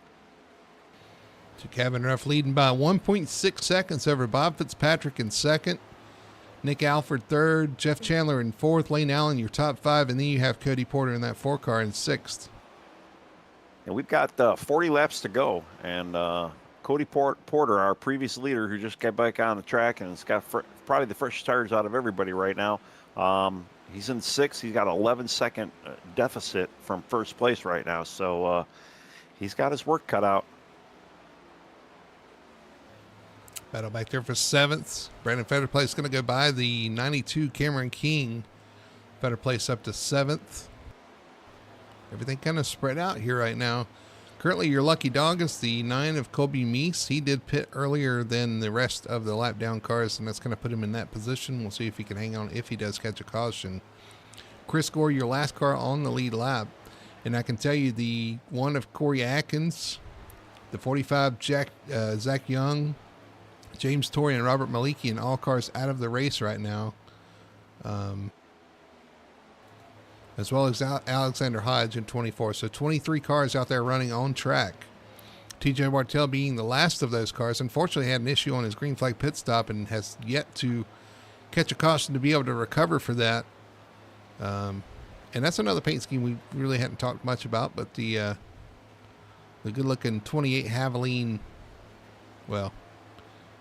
Toyota. That's another one, you used to see that on a Ford. You see it on a Toyota, you're like, I don't know. Well, and he's got tasty coffee on there today, opposed to, oil. Yeah. And you much rather drink the coffee than the oil. Well, yeah, they look about the same, though. They do, from a distance. Yeah, I mean, it's No, the car definitely looks the same, but I'm saying the right. product also kind of looks the same. You know, you can Well, yeah, I you can guess have a you're cup right. of Yeah. oil. It kind of looks like a cup of coffee. Well, you don't mind seeing a little milky substance in your coffee, but you don't want to see that Yeah, in your oil. yeah, right. Yeah, my coffee usually. I know a lot of people like drinking their coffee black. I don't. I like a little flavor to mine, so my Exactly. coffee never looks like motor oil, but I know some of them. Well, Some they people say the drink it black like. coffee puts hair on your chest, and I'm like, I got plenty. Yeah, I don't need it that. anymore. Yeah, I don't need that. Just watching Cody Porter, still 9.3 seconds behind our leader, Kevin Ruff. Hasn't really made up much time. He's got Lane Allen in front of him. Oh, Yeah, I'm kind of. Who's that in the wall in front of him? That's 89. Yeah, Chris Gore again. Chris Gore going having a struggling night, but he's really the first car lap down right now, Chris Gore. So unless maybe Kobe did get by him. There's your leader crossing the line, and here's looking back at Cody Porter, trying to get inside the 14 of Lane Allen, who's trying to get on the inside of the 90. The third. Who is that? They're trying to get by. It's a lap car. That was JC Evans. Oh, okay, yeah. JC gave him as much room, and they were able to get by. Cody's got them fresh tires, and he's showing it right now. He is starting to cut down. We said 11 seconds a little while ago. He's down to 8.9, getting under Lane Allen right now. Shoots into the corner under the 14 of Allen. Side by side through 3 and 4. Allen's going to contest that down the straightaway. We see a car get a little out of shape behind him. He keeps it going straight, and it looks like Allen's going to continue to push the issue with no avail, though. The 4 of Cody Porter is going to take that position. Yeah, JC looks like he kind of went down the apron, too, to kind of get Brandon Frederick place a little room down there. And that's usually the preferred thing to do. If you're a lap down car, you see a group coming, you try to give them the inside. You get down on the apron, especially as big and long as these aprons are. Let some of the lead lap cars go by you. And, again, I've seen a lot of patience and a lot of respect out there from a lot of these guys. So a lot of good racing, though, too. A lot of good strategy playing in hand. So it's pretty wild. But Cody Porter's kind of on a tear right now. He's kind of getting ready to he's got Jeff Chandler in his sights for 4th right now, and he is making some headway. Is he going to have enough? I mean, we got 32 laps to go. Yep, 30 laps, 32 laps to go here. Darlington Raceway, the Victory Fuel Cup Series, here on Full Throttle Television. Not many laps left. Getting down to it. I say that, and I'll tell you from the booth, 30 laps, that's not long.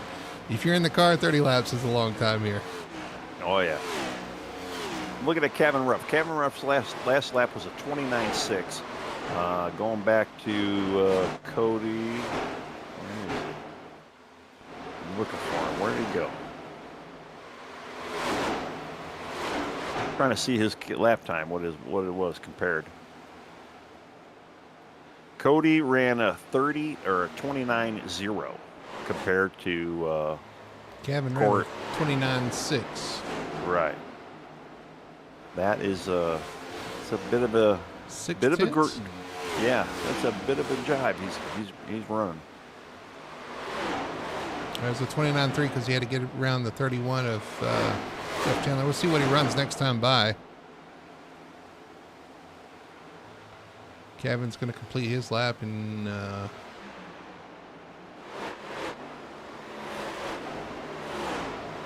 another 29.6 for Kevin up front. Very consistent. See Cody Porter this time by 29.3. It's only 0.3 faster that lap. 0.3 faster. About 6 seconds, 6.5 seconds behind. I'm just trying to do the math here. I mean, they're both kind of hitting lap traffic too, so I'm going to kind of leave that as an equilibrium between the two.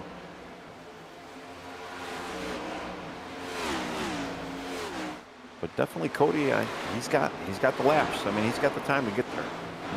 That's my early 0.3 lap. That would be a second every 3 laps. And he's got to make up how many seconds? six and a half. So second every 3 laps. So 3, 6, 9, 18 laps he needs. Yeah. So by that math, he'll get there. But he's got people he needs to pass as well. Right. But with those fresh tires, I mean, it's kind of cutting this field pretty good as it is. So and your leader I don't think that's going to be that bad. Oh, your leader's in lap traffic. The lap car just hit the wall right in front of him. Who is that? Is that the 2? The 2 at Duranco, yeah. So Duranco goes a lap down, smacks the wall off the corner. You're going to start seeing people take a little more chance here too. So it wouldn't surprise me if we get a little. But I'm not even going to say it. Yeah. I don't know if everybody wants to say it. I don't know. I don't know. 2 smacks the wall again. I kind of feel like some of these guys actually want to see something happening. What I'm really surprised about, though, and I'm not really surprised about Kevin Ruff doing a great job tonight. I mean, leading a lot of laps tonight, but he is catching and getting ready to take down the 06, putting them a lap down.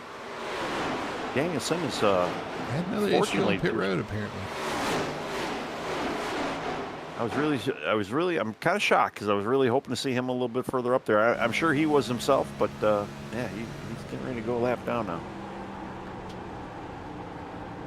Kevin is he's getting ready to make that pass. This is not what you want to see as the leader, though, because you know that 06 is pretty fast, or has been all night. That last lap was a 29.9 for Kevin, and Cody ran a 29.4. Yeah, Cody's definitely coming. But he's still got 7 seconds to make up. Or no, I'm sorry, he's 4.3 back. Yeah, he's kind of cut that 6 second or 6.5 down to 4.5 now. So he is making his moves. 22 to go.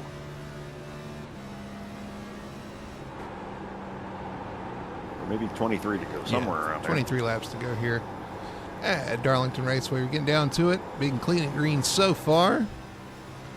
And again, here comes Cody up on some lap traffic, the 12. Robert Fitzpatrick Sr. And then that's Colby Meese on the inside of the 9 car. You see the 4 get a little loose on the outside of Colby. Heading down into turn 1. Going by Wayne Grassi.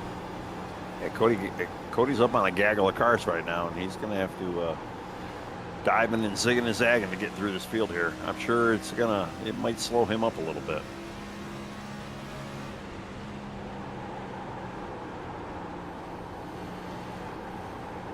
Just kind of going back through the field too. Robert Fitzpatrick Jr. gets by Daniel Simmons, so Robert's just hanging in there for third. It doesn't look like he's got much for Kevin.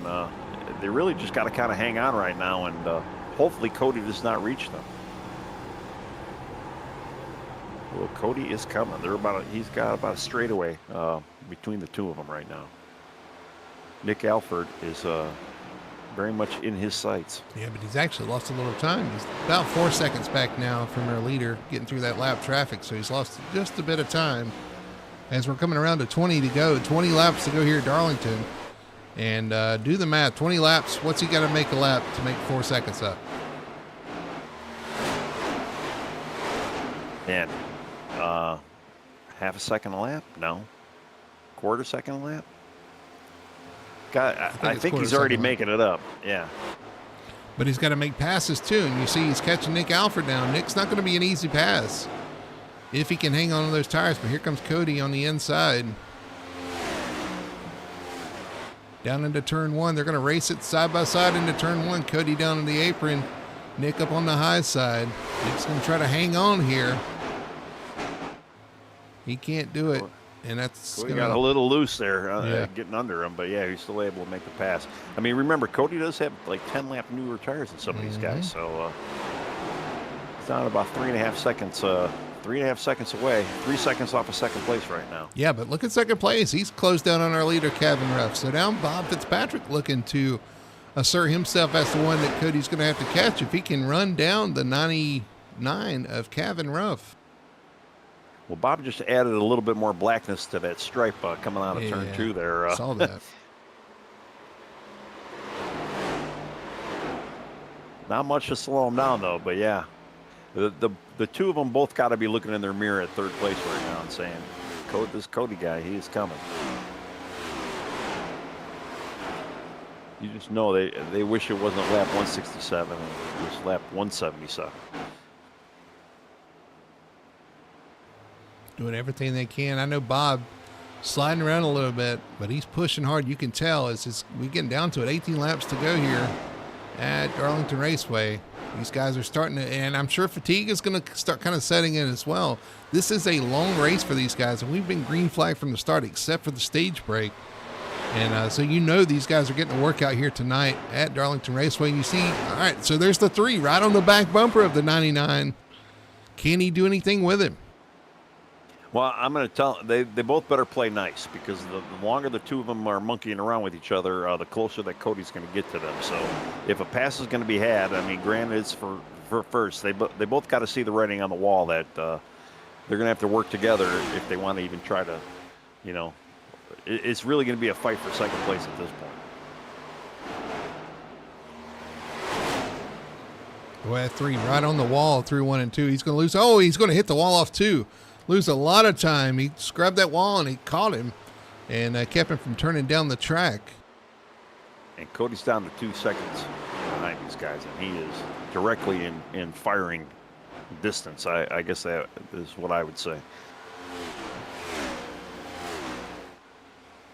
He's got clean air, no lap traffic, and he's got fresher tires. So,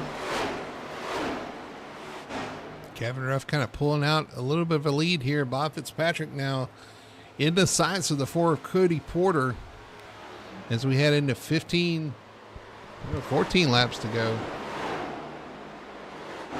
Yeah, we only got 10 guys on the lead lap. 10th place being Richie Coy right now.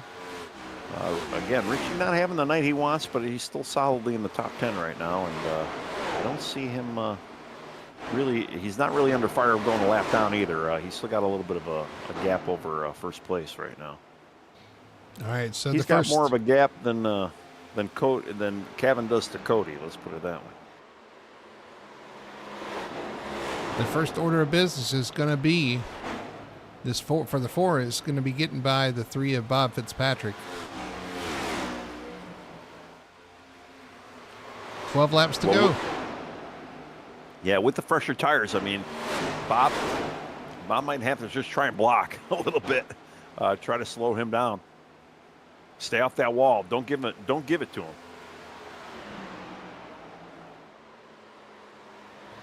Cody going to the high side. Bob kind of pulls up a little bit. That's going to slow the momentum of the 4 down just slightly. So he got a little loose. Gave it a little tap, but man, they're under a blanket now. Bob taps the wall a little bit.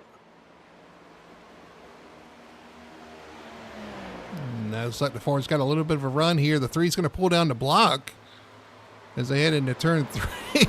Now the 4's going to go to the high side. That switcheroo kind of worked out. Cody Porter on the outside is going to have the momentum off the corner, and he does clear the 3. So move Cody Porter into P2. One more car to pass here as we come to 10 to go here at Darlington.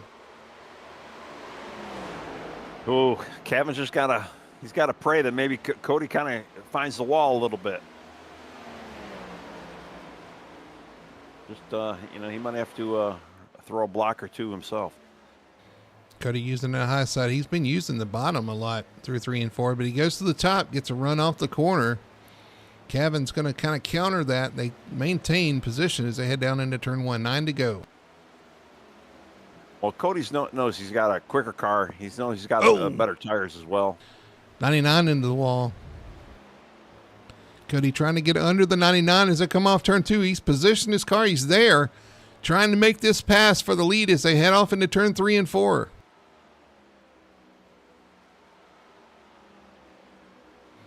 And there's not much the 99 can do. Gets loose off the corner, but Cody Porter is going to retake the lead here. And here comes the 3 of Bob Fitzpatrick to the outside to take P2. Yeah, that really hurt Cody or Kevin's momentum tapping that wall, especially on the exit of 4. Although I know Kevin's running a great race tonight, so he definitely looks like a solid third place car. He's got to just hang on for another few laps here. Coming to 7 laps. 7 laps to go here at Darlington. And I'm just flying through the field because obviously our first place, we really got a race for second going on right now. I don't see too much shenanigans happening back in the pack though.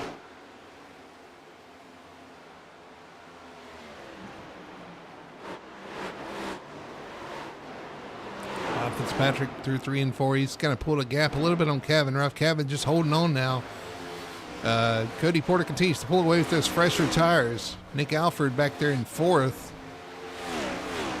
Jeff Chandler hanging on to 5th.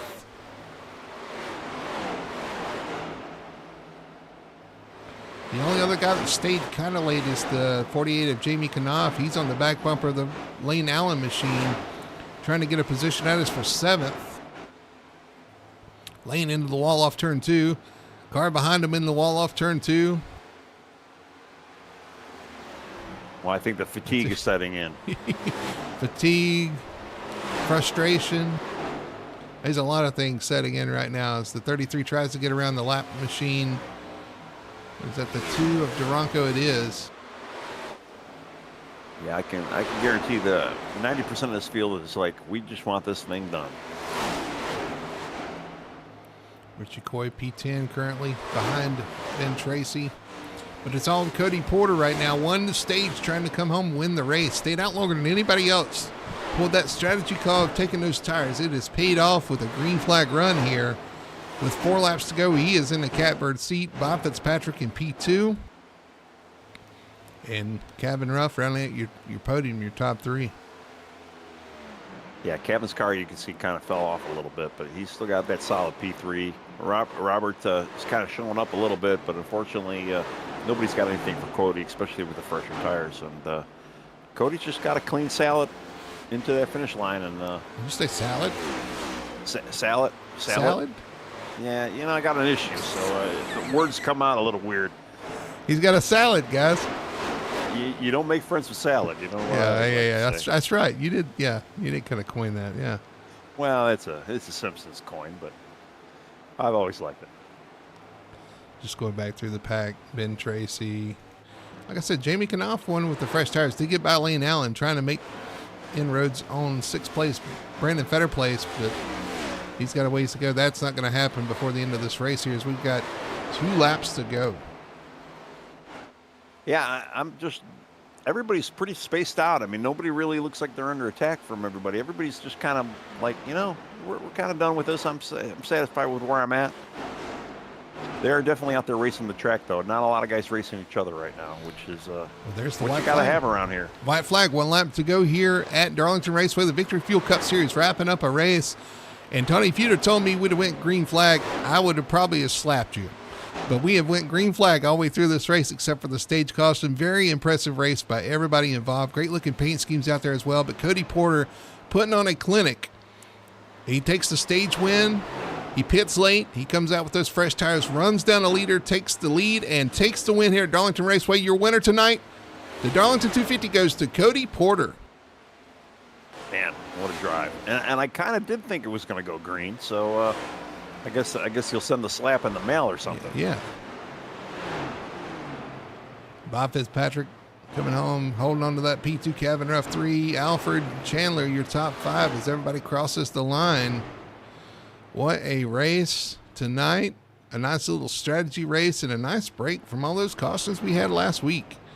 What an impressive job by everybody involved. Cody Porter takes the win in his debut, or a return to FTSR in the Victory Fuel Cup Series. It's going to be hard to top that. That was, that's our second green flag race of the year with the Cup guys. And, hats off to everybody. I mean, great job.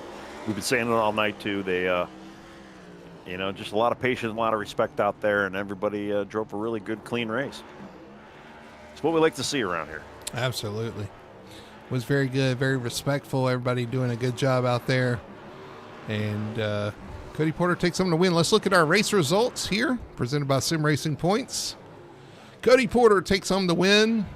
in that number 4 Toyota. Coming home P2 is going to be the 3 Bob Fitzpatrick Jr. P2. P3 is going to be the 99. That's Kevin Ruff in his Ford. P4 is going to be Nick Alford. Jeff Chandler, P5. Brandon Fetter placed in the 34, P6. P7 is going to be the 48, Jamie Knopf. The 14 of Lane Allen, good here. Comes home with a solid top 10 with P8. Ninth place for the 33, that Donut Machine, Ben Tracy. And P10 is going to be the 19 of Richie Coy in that Victory Fuel Machine. Yeah, rounding up 11th, Daniel Simmons. 12th, Alan Duranco. 13th, Chris Gore. 14th, William Lark. 15th, Wayne Grassi. 16th, Colby Meese. 17th, J.C. Evans. 18th, Brian Dixon. 19th, Michael Blackner. Ray Gill in the 20th spot. T.J. Bartell, 21. Robert Fitzpatrick Sr., 22. Cameron King, 23. Alexander Hodge, 24. Corey Atkins, 25. Zach Young, 26th. James Torrey, 27th. And Robert Malikian, 28th. Still with his little hand bending. But, yeah, great race for everybody. It was a great race out there. We had a lot of fun. A lot of great close side-by-side racing. A tough track for the drivers. We'll get their take, and we'll do a recap of today's race right after a word from our sponsors. We'll be right back. Racing isn't easy, but experiencing it is. iRacing puts you in the driver's seat with the industry's leading sim racing game. Drive on laser scan replicas of the greatest racing circuits from around the world. Go head-to-head against other drivers chosen by skill-based matchmaking to ensure competitive racing at every level. Compete across all your favorite series. In officially licensed cars, engineered to deliver the most accurate driving experience possible.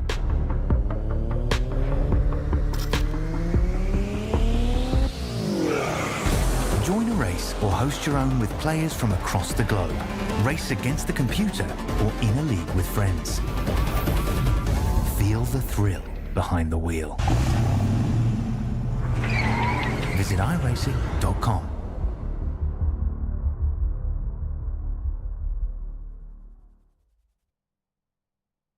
We are Best One. The best tires. The best customer service. The best automotive service. The best team. And the best customers. You see, Best One isn't just our name, it's who we are.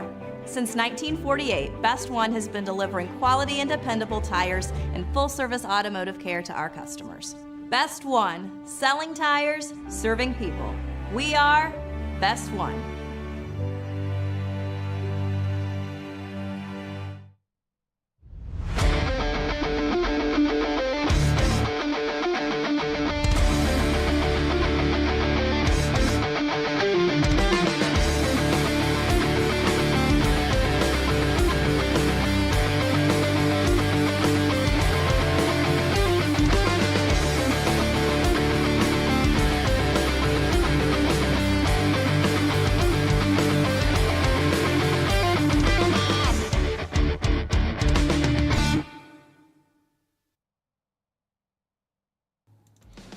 All right, back here at Darlington Raceway for the Darlington 250, the Victory Fuel Cup Series wrapping up after a very clean and orderly race here for the guys for sure.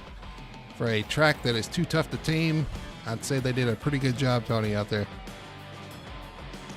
Yeah, that's an understatement. I mean, yeah, the Lady in Black did not defeat anybody tonight. So yeah, they all did a great job.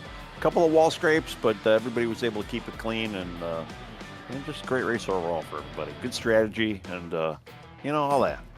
So we're going to kick it over to our post-race show. Make sure to stick around after our interviews. We'll announce the winner of the paint scheme contest. But we'll kick it over to our post-race show and talk to our drivers. We're going to start out with our third place finisher, and that is the 99 of Kevin Ruff. Kevin, congratulations. Third place finish out there, man. You hung tough. It didn't look easy out there for sure, but a solid P3 finish, a good run tonight. Again, congrats. And I guess walk us through the struggles and I'm sure the endurance you had to have out there tonight. Yeah, I mean, Darlington is a tricky track. Both turns are completely different from one another. It's definitely one of those. You just got to be patient. I was telling my teammates at the beginning of the race, you're not racing people, you're racing the track. If you race people, that's when you have issues. So I told everybody, I said, just be smart, don't make any mistakes. Unfortunately, a couple of our teammates overdrove it a little bit and made some mistakes. But me and Fitzpatrick Jr., we had some pretty good success with our speed, fast cars, really good long run setups. It was a good night for us. Absolutely. It was a good night for pretty much everybody involved. A nice, clean, orderly race. You guys were able to play some pit strategy out there. No cautions for incidents, no real problems out there. I guess, you can walk me through, I guess, the stage. You pitted for the stage break. You pitted early. You saw the four stay out late. Was stretching it an option for you out there, or was it just you were going to have to require to make a pit stop, or did you just not want to be out there on those greasy old tires? Are you talking about before the stage? For the stage, yes. Yeah. So we did a 2-tire pit stop, just running through officials and talking to other people in the officials this week. If you get a short enough run, you can do 2 tires and it'll hit off just like if it was 4 tires. So me and Fitz both agreed, let's do 2 tires, 15 gallons of fuel. If you go any less than that, it acts with the car, so you want 15 gallons of fuel in it. So we did that, and it worked out really good, man. It hit out like a rocket, way better than we expected. It fell off towards the end, you could tell. Our left sides was like 82 and 86, I think. So definitely was a good strategy and helped us out. And then obviously the pit stop at the stage to get me out there on the restart for the final stage. I just had a perfect pit stop. It was 48 seconds flat. It was perfect. I couldn't ask for the pit crew to do any better job. Well, it was a good run for sure out there, all the way through the stage, through the race. You got some good points out there tonight, and the points battle is close up front. So that's it's kind of what you need out there for sure. Yeah, just it was a nice. Well, for us up here, it was a nice nice little ride. But you guys, I'm sure out there battling that track after lap. Are you wore out? Are you tired? Are you ready to go for another one? What are you feeling right now? I'm always ready to go for another one. I appreciate this league. I run in another league on Wednesday nights. Really, really good drivers in that league, but they don't know what give and take is. They Right. don't know what quality racing is. And I hate saying that because there's a couple people in this series that run in that series, and they'll tell you this series is just so much cleaner. You guys got a good setup. You guys hold us accountable. That's the big thing. Accountability is a big thing to be successful in a league like this, to have a good racing, a fun time, no conflicts. It was just good give and take tonight. Well, listen, it takes respect among drivers, and you guys kind of hold each other accountable when it comes to that as well. So I got to give you guys a shout out for being able to do it out there and to exercise the give and take. And not only that, but for the drivers to maintain car control throughout the race and not push their car too hard or get in a wall or spin out or cause caution after caution. Everybody, we've had a great season in Cup, and it continues, honestly, to me, to just get better and better. It's a lot of fun to watch it up here from the booth. I'm glad you guys are having fun out there on track. It just makes everything flow so well. So got to give you and everybody out there a shout out as well. And again, congratulations on a third place finish tonight. Though I'm going to hand you the mic, let you do your shout outs and your sponsor plugs. Thank you. Just to give a shout out to RFH Racing, Fitzpatrick, Fitz Senior, Hodge. I appreciate what they do week in and week out. VRS, I switched over before the season started from Moza to VRS. It's really been a big plus for me. Just got the pedals a couple weeks ago, and it's definitely helped me long run speed wise. Shout out to Best One Tire. I appreciate what they do for me in real life. They give me a really good career, and they also let me advertise them quite a bit on social media and gaming. And I race dirt bikes in real life, so they even let me promote them there. And last but not least, Mecca Motorsports. Mecca Motorsports is a really good group on iRacing. You have to have really good, accountability, respect, and give and take in order to be in their team. And they've allowed me in their house, and it's helped me. It's cut me. It's made me a better driver, a better person on this sim. And then last but not least, appreciate you guys. You guys always do a good job on the broadcast. I appreciate everybody that's given my team an opportunity to run in this league, and we look forward to finishing out this season strong. Well, awesome. Again, congratulations, man. Third place finish tonight. The 99 at Cabin Roof brings it home P3. And we'll see you next week at Bristol. Thank you. There's your third place finisher, Cabin Ruff, having fun out there. And I believe, Tony, you're standing by with our second place, Bob Fitzpatrick. Yeah, Bob, second place, man. A nice run tonight. You had some decent slow early on speed, and then a decent long run speed too. Was able to sneak out the second over Kevin, your teammate. So, how did your race go? Yeah, not a fan of Darlington, but got quite a bit of practice in here, and I was real slow earlier in the week, and I had to change it up a bit, and that's why I kind of didn't have any short run speed intentionally, because my long run speed was bad during practice. So I tried to take it easy and sit behind the guys and pace myself like off them a little bit, and then if they fall off, then I make the pass. It worked out. Especially not being super quick here. Well, it's kind of what your teammate was saying too.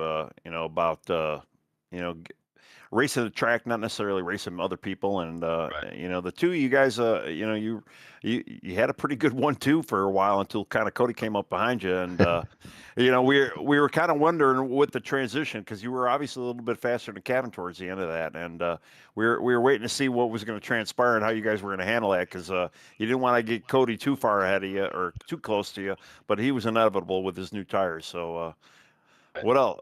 What else? And then your tire strategy too. You went with 2 tires opposed to a 4-tire stop in the opening stage. Yeah. I'm in the Conti Discord on here, and they were talking about that, and I hadn't tried it, and I said, hey, now is the time to try it in the first when we get a caution, because we can save ourselves if it don't work. So yeah, shout out to all those guys, I guess, that tipped me off, and he said 2 tires work. So I said we did it. I'm like, well, we'll save 7 seconds roughly, on the pit stop if you just go with a splash of fuel and 2 tires.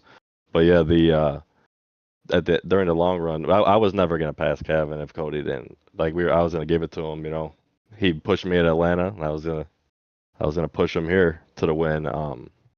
Get him in the win column, but the Cody came flying around, and it's kind of like, gotta go. I'm just gonna take what I got, and he got a little loose, and I went around him, and it is what it is. Well, yeah. Well, Cody had about 10 laps fresher tires than the 2. Yeah. He pitted a little later, and I mean, even in the opening stage, he didn't take tires. I mean, looking back now, you guys still couldn't catch him with 75 lap old tires compared to your 30 something lap. Do you think maybe a 4-tire stop would have maybe given you that advantage? I don't think so, because like the other guys did the 4. Like I got second in the stage, and me and Kevin, I think, might have been the only 2 that did 2.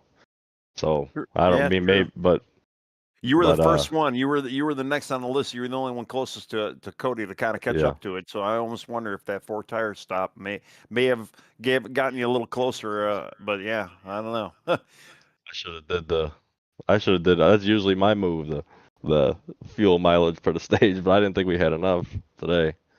I was amazed to see him go the 75 laps, but yeah, he was able to make it stretch. But we're gonna fire our fuel guy, because apparently he don't know what the fuel mileage is for our stages. Yeah. Who is that guy? So anyway, yeah, we're gonna let you open the floor. Congratulations on your second, and thank whoever you need to thank. Yep. Thanks to Conti for the setup. You guys for doing this. It's where I'm having a blast here. These green flag runs and the tight points battle, and good job, Kevin. And my dad didn't do too bad. I guess he was struggling a little bit, but yeah. I think he finished. He finished, did he not? That in itself is an accomplishment here for sure. Yes. He didn't look too bad. I mean, it's a rough track. So I mean, he just got a new wheel and pedals, so he's nice. got a new wheel and pedals, so he's still kind of figuring out. Well, very good. Well, again, congratulations on your second. Congratulations on team 2 and 3, and we'll see you next week. Yep. Hopefully, talk to you guys next week. All right. That was our second place finisher tonight. Bob Fitzpatrick coming home P2, and I am down here in victory lane talking to the Ford, Cody Porter. Cody, you won the stage, you won the race, and you stretched that fuel on the stage too, man. Congratulations, you made it look easy out there tonight at a track that is anything but. Yeah, it was fun. Hard for sure, but it was definitely fun. Yeah, well, I'm telling you, you stretched that fuel the first. We didn't think you could make it. You stretched it and made it. You were the only one to stay out on the fuel and got that stage win. Was there any doubt at any point that you could make it, or were you worried that they were going to run you down from behind? What was kind of the thought process during that first stage? I know the first few laps, I saw that we could get about 70-ish, 71 laps on a run, and I knew that I could save another 3 or 4 laps. But I was kind of worried about getting back to pit road when the stage came out. So after I started pushing with Nick, I believe I got back by him. I looked at my numbers again, and I was really close. So I started stressing a little bit. I was like, I don't think anyone's going to do it with me. Maybe a few other people, like maybe 5 others or so people. So I started to save a little bit harder, not really clutching yet, and then I noticed everybody else pitted but me. I thought, oh, I made a mistake. I shouldn't have been out here. I'm in over my head.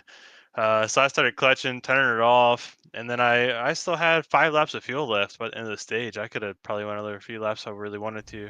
Maybe Wow. only like 2 at that pace. But yeah, when they pitted, I saw they were like 20 something seconds back, and they weren't really gaining on me, which I really wasn't. I didn't slow down that much because I only clutched it into 3. That really saved my time. So I was like, yeah, there's no way they'll catch me. They might get back. They might get to me like within 5 or so seconds, and I think they got to me within like 8 seconds. So I was kind of impressed with that. I'm not gonna lie. Yeah, they did a good job making up the time they could. Just heard actually that they took 2 tires on that stop, so that in itself is is something else. So that's a move, and it worked out for them. Yeah, that gave them absolutely. the positions, Track and look where they finished. Yeah. Yep. And I'm sure they didn't know at the time, but that was actually the move to kind of get track position for the rest of the race because we had no other cautions. A clean race, a green flag race here at Darlington in the next gen. That is an accomplishment in itself for all the drivers involved. But yeah, so you kind of you were the last one to stop in the race as well. I'm sure you just wanted those fresh tires. Is that kind of the thought process, or was that? I mean, what you weren't going to split it halfway. You were going to kind of wait to everybody else pit, I guess. Yeah, I had adjustments preset, ready to go right at lap 140.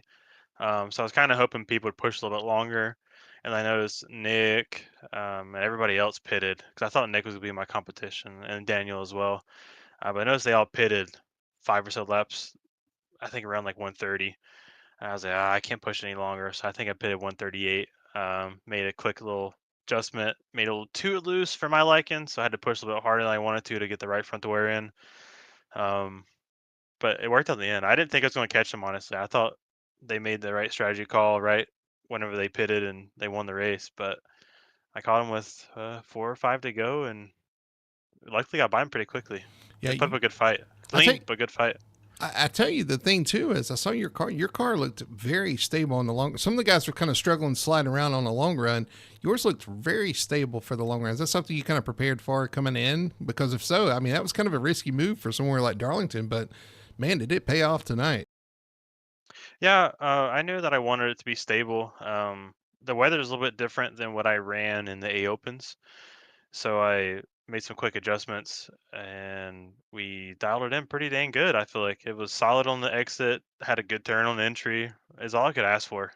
Just had to save a little bit of tire and make sure I didn't burn up the right front, and was able to be a little bit quicker than some people on the long run. Yeah, look good out there. Tony, I'm going to pass it to you. I'm sure you got something to add. Yeah, I mean, no real questions, but yeah, congratulations on the win tonight. I thought it was pretty masterful, getting through the 75 laps with, the full tank of fuel. We were watching lap times too. I mean, you were still pulling out over, second and third at that point too. So, I mean, just a great run tonight, man. Good job. Thank you. All right, well, we're going to leave it there. We go to Bristol next week. You going to join us for Bristol? You going to be there? That's going to be something. If Keith and the GHR guys have a ride for me, I might be there. We'll see. This was a ton of fun. No cautions. What more can you ask for, right? It was wild. I mean, it was some really good racing too. You guys kept it interesting with the pit strategy, comers and goers. A lot of to watch out there. So, again, congratulations once again tonight. You made it look almost easy out there, and we know this track is anything but easy out there. But congratulations. I'm going to give you the mic to let you do your shout outs and your sponsor plugs. Oh, thank you. I gotta first thank Keith, GHR, for giving me this ride. Um, Ton of fun. I think you guys for putting on this league and the broadcast. I mean, this is a great group of people. I've never been in a league that won the first league, first race that went caution free, and people didn't race you like D-bags. Pardon my language. um, Even the people that were struggling, whether it was cars, whatever it may be, didn't want to, they just were nice. It was great fun. So I gotta thank you guys for that. It was a great group of people. All right. Well, thank you for that, and thank you for keeping it fun for us out there as well, chasing them down with those new tires. Congratulations once again on the win, and hopefully we'll see you next week at Bristol. Yes, sir. Thank you guys. There's your winner tonight, Tony. Cody Porter in the number 4 for GHR Racing, getting that win in his first showing out here at Darlington. Yeah, I mean, I assume Keith is probably already trying to figure out how to sign him up for a few more races this year, and You I better mean, hurry. There might be other people looking at it. I know, yeah, I know, yeah. Yeah, Cody might be picked up by another team if Keith doesn't act real quick. But yeah, I mean, hell of a race. I mean, again, still 75 laps. He was able to make that fuel stretch. Yeah, we're gonna have to talk to our gas guy for sure and be like, "What the hell were you talking about 70 laps?" It's a couple of times we've had those guys are kind of outsmarting us with the fuel strategy. Because I'm telling you, the fuel strategy wasn't going to work out, but they saved enough to make it. We're going to have to stretch that a little bit farther to force a pit stop and keep things interesting for these guys for sure. But, yeah, a clean race out there. A lot of great-looking cars out there. They kept them clean for the most part. And now we have our favorite paint scheme of the night. I tell you, there was a lot of them, Tony. To be honest, I got to give a shout-out to a lot of these guys. The 28 TJ Bartell looked great in that Haviland throwback. The Tide Ride with Team Conti on it was great because work went into that to make that work with the 98 of Nick Alford. You had a lot of great. The 31 Jeff Chandler was one that was on my mind. Of course the Hot Wheels car, the 09 JC Evans. A lot of guys out there throwing a lot of cool paint schemes out there, but unfortunately we could only pick one, and we kind of come to a consensus. And if you want to announce it, I'll pull it up on screen. I think tonight's winner, and yeah, I'll agree with everything you said too. I mean, there was a lot of great looking cars out there. Yeah, Richie Petty's car was great. Colby Misa, the Coors car, even though Colby can't drink. There was just a lot of great cars. But tonight's winner is going to be the number 7, Wayne Grassi, in the Xerox machine. Just got that cool old school look, and I love seeing it around the track. So much different than that yellow car he's normally driving every single week. And he might want to change up his paint job from time to time. And maybe run this a few more races because it was a good looking car out there tonight. Well, you really can't go wrong with an Alan Kawicki throwback. He had some great looking cars with the Hooters car, the Xerox car. A lot of his cars he ran were just iconic. And then you throw in the fact that he was a small team that conquered. He was the David among Goliaths out there to finally get that championship. So it's just like there's a thought that kind of goes through your head when you see a Alan Kawicki throwback. Great throwback out there. There was, like I said, there was a lot of them. Even the 3 of Bob Fitzpatrick, he's another one. And I need to ask him if he actually went through the process of actually painting that car himself, or if he had somebody paint it, because that was painstakingly. I mean, that was a process to paint that car.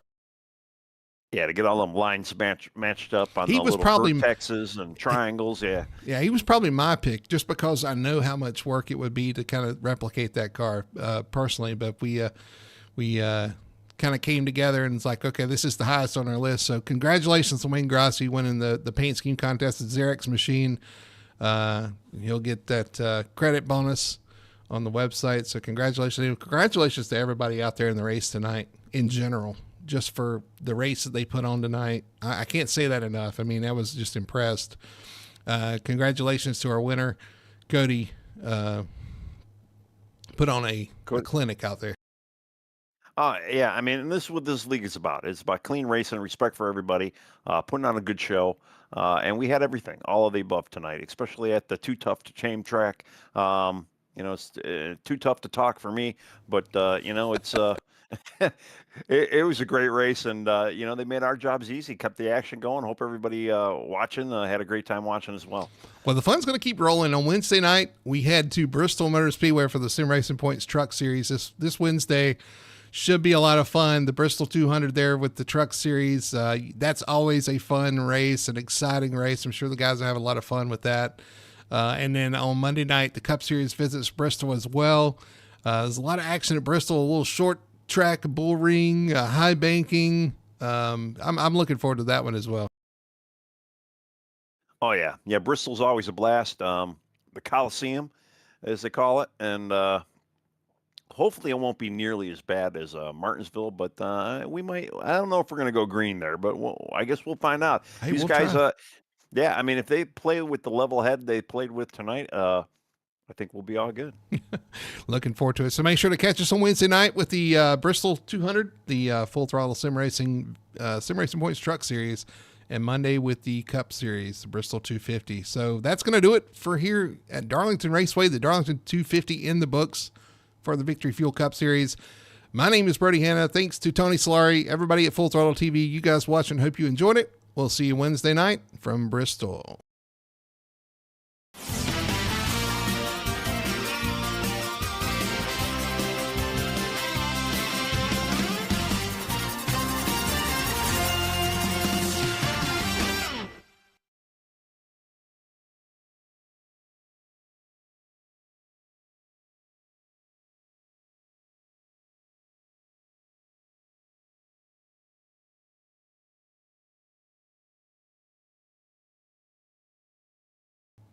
And